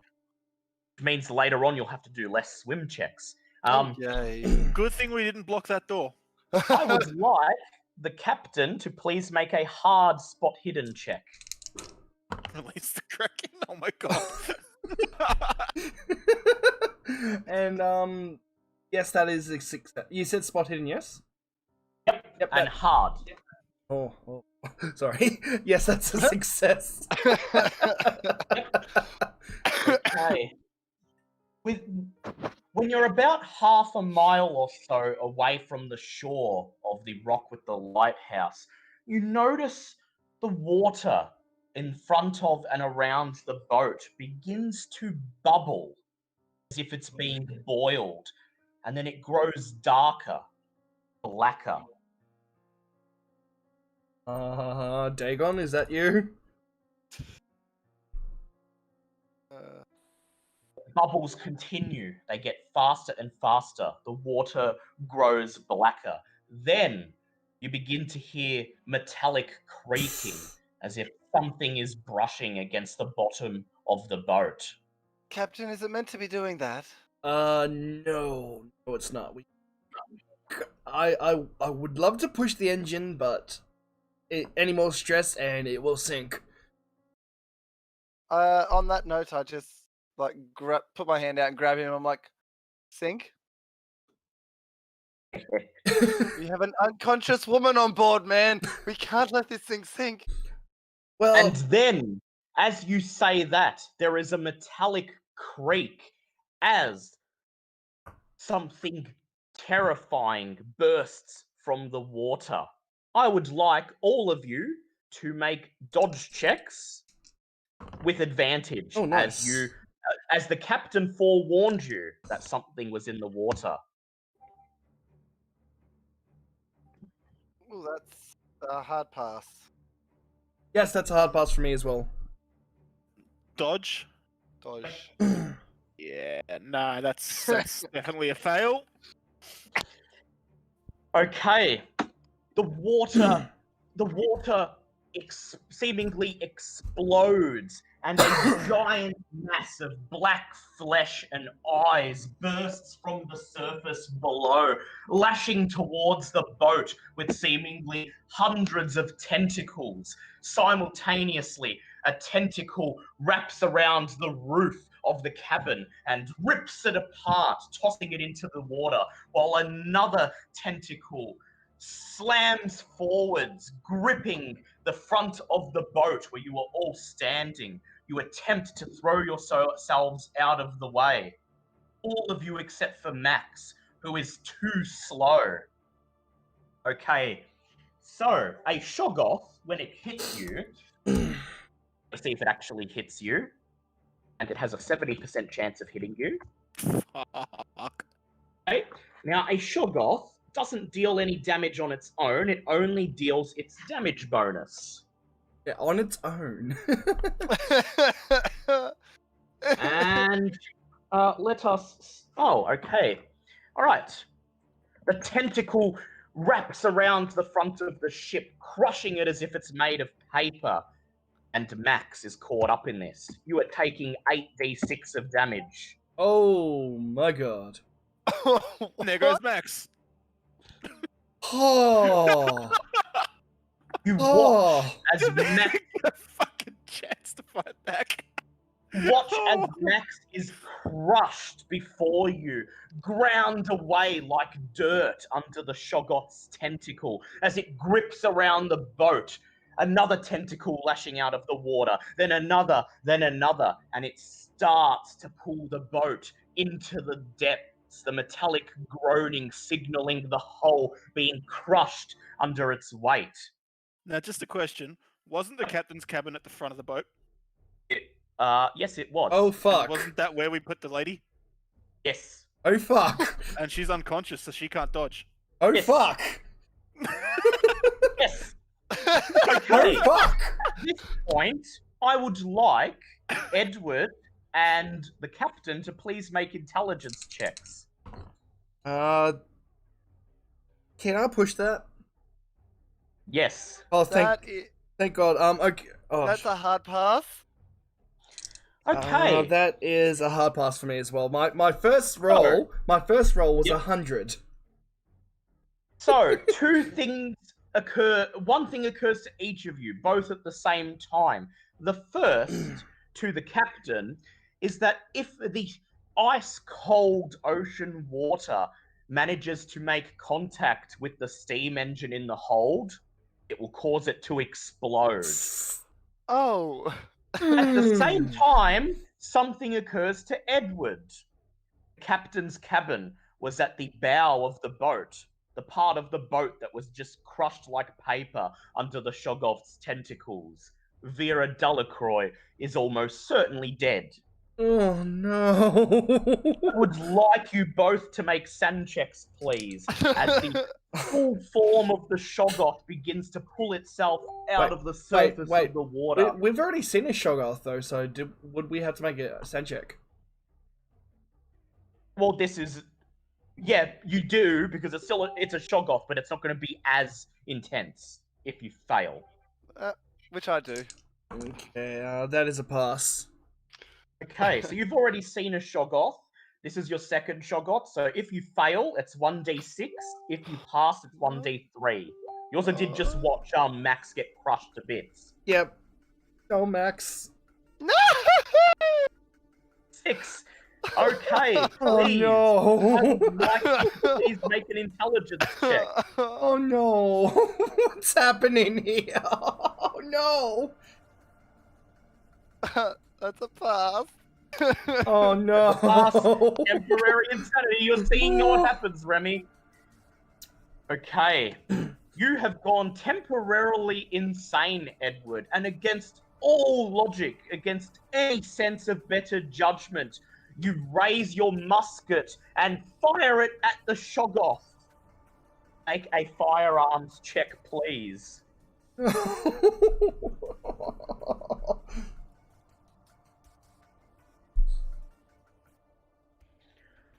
Bang!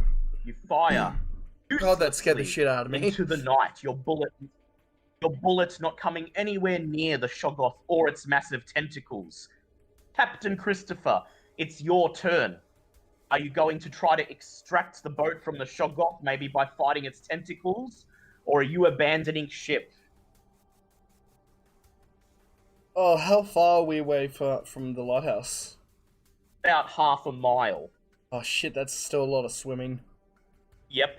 But you do remember there's a lifeboat. Oh no! No! That the screwdriver No! was on my body. Why? Yep. You don't have the screwdriver. You're going to have to break that thing down manually now. Would I be able to use the use the tip of my sword as a makeshift screwdriver? You can try. Okay, because if we stay on the boat, it's going to explode. We had to try the lifeboats. Yep. Alright, so you're going to rush across the deck towards the lifeboat. Make a dodge check, please. Oh, that's a 4. Fuck yes. That's a 4. One of the Shoggoth's tentacles slams down towards you. You dodge out of the way and it crashes into the deck, splintering you with bits of wood. You reach the back of the cabin. You see the yellow lifeboat. It's there, taunting you. You grab out your sword and do your best to try and use it as a screwdriver. Or would you just like to try and smash the supports to break it off? It'll probably be better trying to smash it, I guess. If you smash it, it's going to be a strength check. If you're going to try to unscrew it carefully with the sword, that's going to be a mechanical repair check.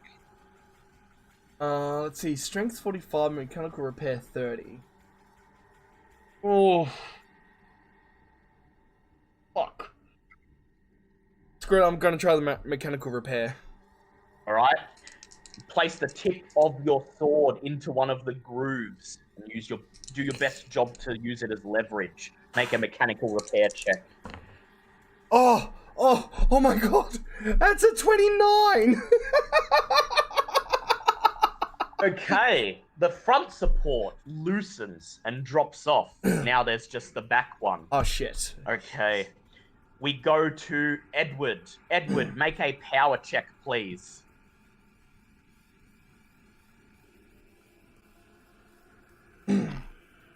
Nope. Okay, you duck down in the ruins of the front cabin and begin reloading your gun against all logic. Meanwhile, the Shoggoth swipes at you with a tentacle. Make a dodge check, please.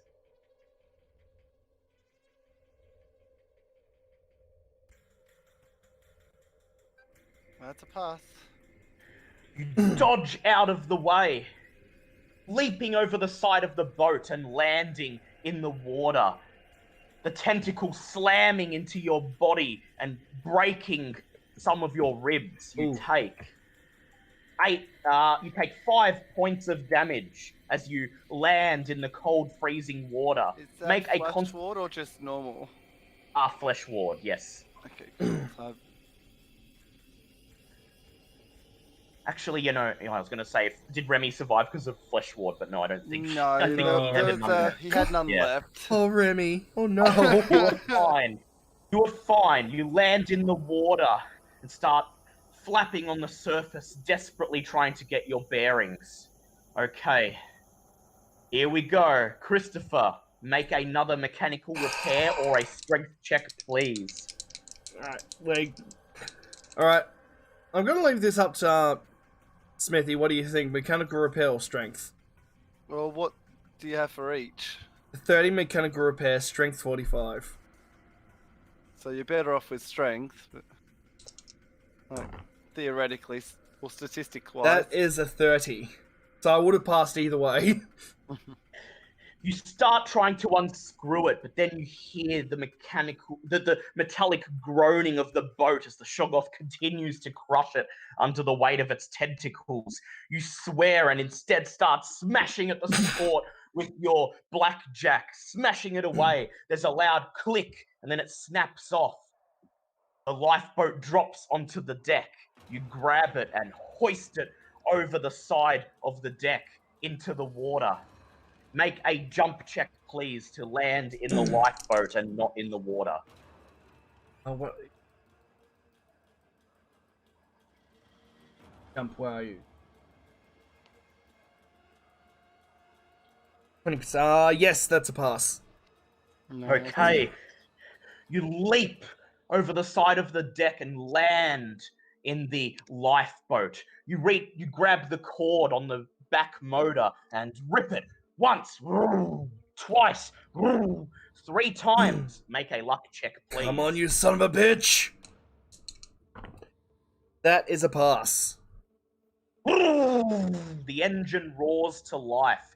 You see Edward treading water and guides the boat over towards him. Edward! You need to Help make me, a Captain. swim check. You need to actually first, Captain, make a pilot boat check. Pilot boat. What's Wait, isn't that just a pilot? Yeah, pilot. Okay, good. Because I was going to say pilot boat. What? Okay, that is a 29, which is a hard pass. You direct the boat across the waves, dodging one of Shoggoth's splashing tentacles, driving towards Edward. Edward, you must reach the boat. Make a swim check with advantage as the captain is driving it towards you. Oh no! Can be pushed. It can be pushed. Oh, Both of them can be no. pushed. It's advantage. What's from 20%? No. That's okay. You try to swim towards it, but you're buffeted by the waves. And then, as one of the tentacles splashes into the water, you're jiggled around in the drink, and you sink under the surface. Captain, you must make a pilot check at disadvantage to catch him Yep, okay. before he goes under. 6. And that is... Oh! Each your lucky day. First roll 16. Second roll 7. Oh. The boat tears through the waves until you see him sinking below the surface. You grab him by the hand and help him up into the boat. Edward collapses at the bottom of the boat, breathing heavily. But the Shoggoth is not done with you. It notices the yellow lifeboat there in the water. It begins to thrash its tentacles as it moves its black mass towards you. It is time to make another pilot boat check, please. Just normal? It's normal. Okay, good. That is a 24, which is a hard success. Thick black tentacle bears down towards you. You swerve the boat over the out of the way. The tentacle splashes into the water, and a shockwave goes out across the ocean. The lifeboat nearly capsizes, but you manage to hold on, tearing away from the Shoggoth. You look behind you. The Shoggoth has embraced the fair lady, its tentacles wrapped around it, and, satisfied with the morsels of food that it will find inside, it descends down into the inky blackness with the remains of the boat. Oh god. There is silence for a few seconds, and then boom! The steam engine explodes, taking the boat and the Shoggoth with it.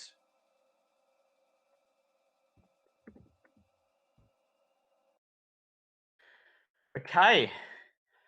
And that's the... You survived. I'm going to get the outro music. Wait, that was the outro? That was the climax? That was. Holy shit. That was the climax. So here comes the outro music. Close. Stupid woman, we told her not to come with us. Here it comes. Okay. Slowly pilot the boat towards the island. Island is a bad word for it. It's more like a rock out there in the middle of the ocean. You clamber out of the boat onto the shore and walk towards the old lighthouse, a lighthouse that's been abandoned for several decades. You walk up to the crumbling wooden door and you kick it down, crushing it underfoot. A lantern burning on a wall, burning on a table inside. On the floor is a large white magical circle drawn in chalk. A symbol covering its surface, which you recognize as the Elder Sign. In the center of the circle is the charred remnants of the Necronomicon. Oh shit.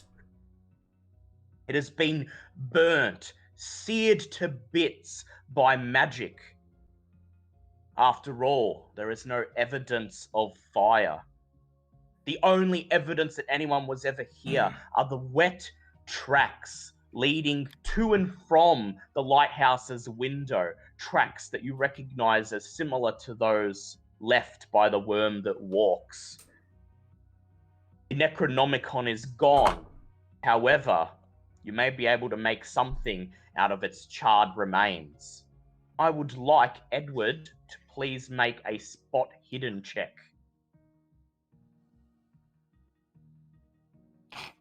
Can that be pushed? It can be. Oh, that's much better. I think that's a hard pass. You sink to your knees and pick up the charred remnants of the book. You feel two things.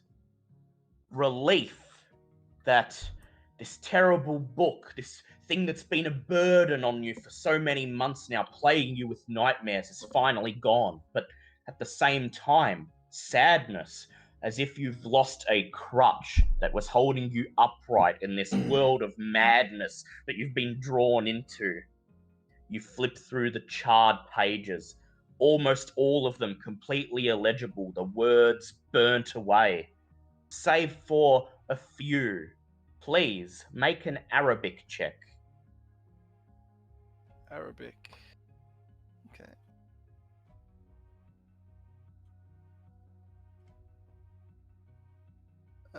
Nope. Would you like to push it? Sure. You know what? Gonna use 10 luck. All right. How much luck does this leave you with, by the way? It'll leave me with 5. Oh no. 5. All right. Well, we're going to get some more. Okay. All right. See what happens. You see a page that's nearly intact. It's almost miraculous that it survived. And what's more, you see a red bookmark hanging out of it, as if this page was recently being read, perhaps by the worm that walks, who took the Necronomicon for you. It is a passage. It simply reads, "For those who wish to stop the rise of Rillier, the answer may be found in the nameless city."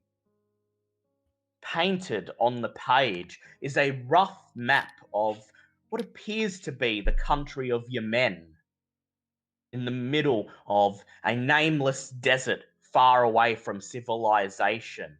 There is a marker. It simply reads Irem. It appears that you have your next destination. I'd like you both to make intelligence checks.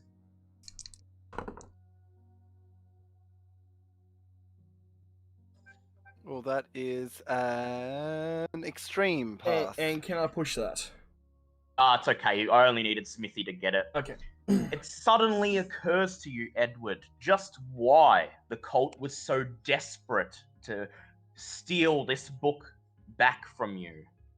If you're reading this passage right, and you're pretty sure you are, the nameless city of Irem is the storage place for a secondary scroll of Ray's Rillier. And you've learnt enough from reading the Necronomicon by now to realize, to know that Ray's Rillier also doubles, if the incantation is read in reverse, as a spell to sink Rillier back into the depths. Oh. While you have the Rillier disc and the Ark of Vlaktos, the Order still have the ability to cast the spell, and provided they find ways to bypass their need for these arcane focuses, they still have a chance to bring the Eldritch City out of the depths. But if someone else, someone who was working against them, also possessed a copy of the spell and was able to recite it in reverse, then all their plans would be for naught. So, they did not take the Necronomicon from you to keep you safe or to protect you.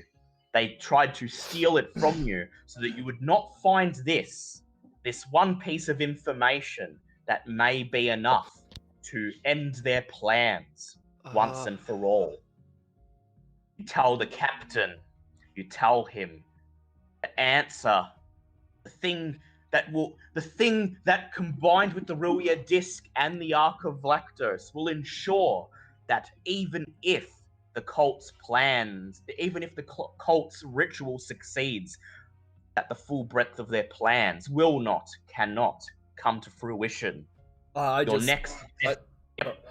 just sit down and take a hit from my whiskey and start sort of humming to myself and wrap your arms. Just instinctively just walk over and just thinking about everything, and then just sit in the captain's lap and just start sobbing. And then you sit there until the first rays of sunlight appear on the horizon and morning comes.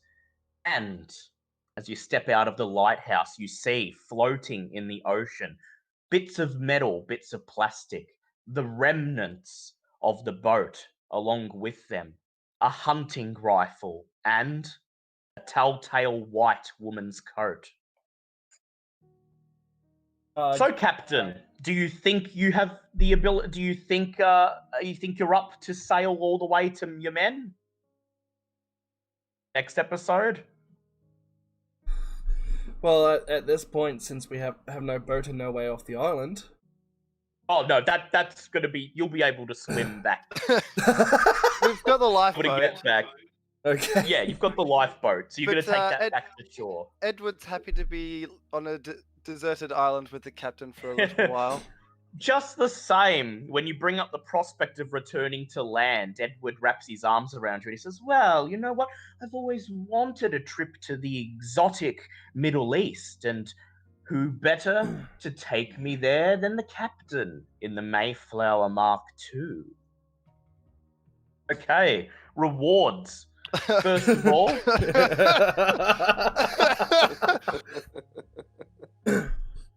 First of all, For the death of Vera Delacroix, you each lose 1d6 san, not UM1, because luckily,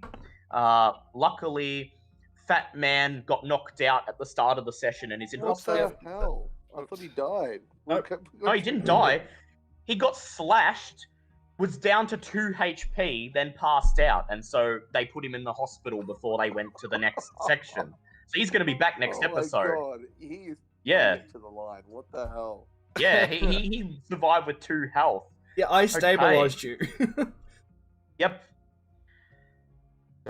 So for the death of Vera Delacroix, 1d6. For failing to recover the Necronomicon intact, you lose another 1d6. Oh, God. Shit. Archie, shut your whole mouth.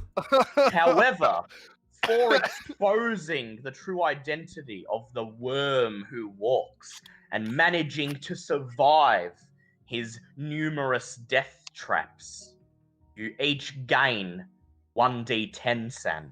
Oh, I Thanks, can't. big I boy. can't gain any more. Well, I'm sitting on 5 sanity right now. You just lost 2d6 san. How could you be at max? Oh, because I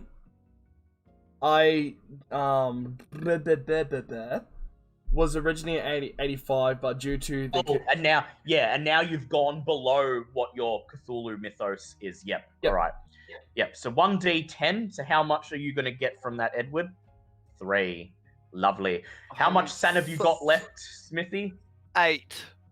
8. Okay. I'm in so much trouble. We've got 8 san. oh, I will give you. Yeah, actually, no. You're gonna. I'll let you put it up to 10, so you get a minimum of 5 from that roll. You've got 10 san left. Now, luck checks, please. I tell you what. Damn it. Oh, that's a fail. What a shame. I passed it. Okay, Smithy, you gain 4d10 luck. 4d10. Hey. 18. That's much better than nothing. So you're About more back than at what I like had the in- high 20s. No, that takes me to 23. 23 and 10 san. It's going to be an interesting next episode. Yep. How am I going to survive long enough to be able to help out? But furthermore, we picked up a spell this session. Yep. A spell of Mind Blast. So who's going to want to learn that? What Well, does that even do? it's in my possession, Yeah, so so I'm what gonna it learn does is when you cast it on somebody, you make an opposed power roll with them. And if you win the opposed power roll, they instantly lose 5 points of san and go temporarily insane. Well, I don't think I have the sanity for that, so... yeah, Alright. I'm gonna learn it. All right, Captain, please make an intelligence check. Is this intelligent to understand it? Yes. Uh, It's been dumbed down so that the Woody family could read it, Well, but that- you still have to memorize the incantation. well, that's an 18. Okay, so you have learned the spell Mind Blast. All right, the two of you, you do not actually you gain only if you want to 1d3 Cthulhu Mythos points. No skill points. I'll give you and 5 skill points. Might as well. I may as well take that one Cthulhu Mythos. Yep. So Good. Liam, you gain 5 skill points, and Smithy, you gain 10 because you've been around not as long as him. Yep. I'm now up to 80 fighting brawl. Lovely. I don't even know what's going to be useful now that... Well, that concludes this. That concludes this episode, episode 7 of Shadows of Yog Sothoth. Remy, what did you think of your first Call of Cthulhu?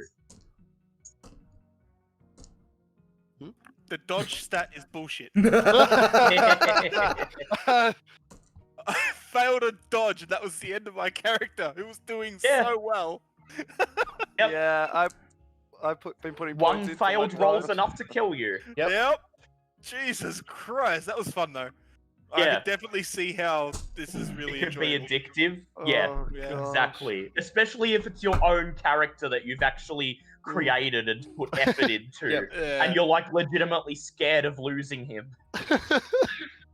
That's how But I've felt I the last definitely- 3 episodes with this guy. I definitely would have played a bit differently.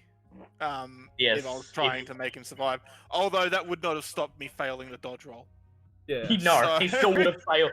He only had a 20% chance of passing that. Yeah, I did pretty fucking well up until You that did. dodge roll. Look, if you die in the 3 climax, kills. that's usually the way to go. Yeah, but I got 3 kills in my first ever game. Yeah. so I'm Yeah, it was good. real And it's nice. I could see you like thinking, yeah, you're doing well because you've taken some kills and you've made some kills and you haven't taken a lot of damage. But it's like, Yeah, no, but a Shoggoth the entire feels that time- much.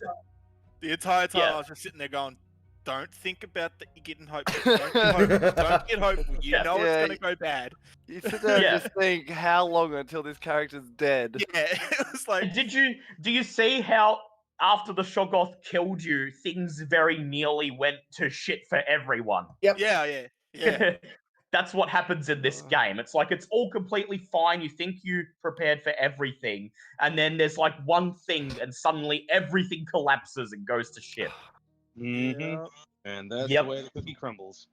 That's the way the cookie Yeah, crumbles. But I have I- a short epilogue before we end the stream. Ooh. Oh, sorry. So, in you can still you can still talk him too, but in a ward in Portland General Hospital, Dan Blythe lies snoring blissfully away in his hospital bed.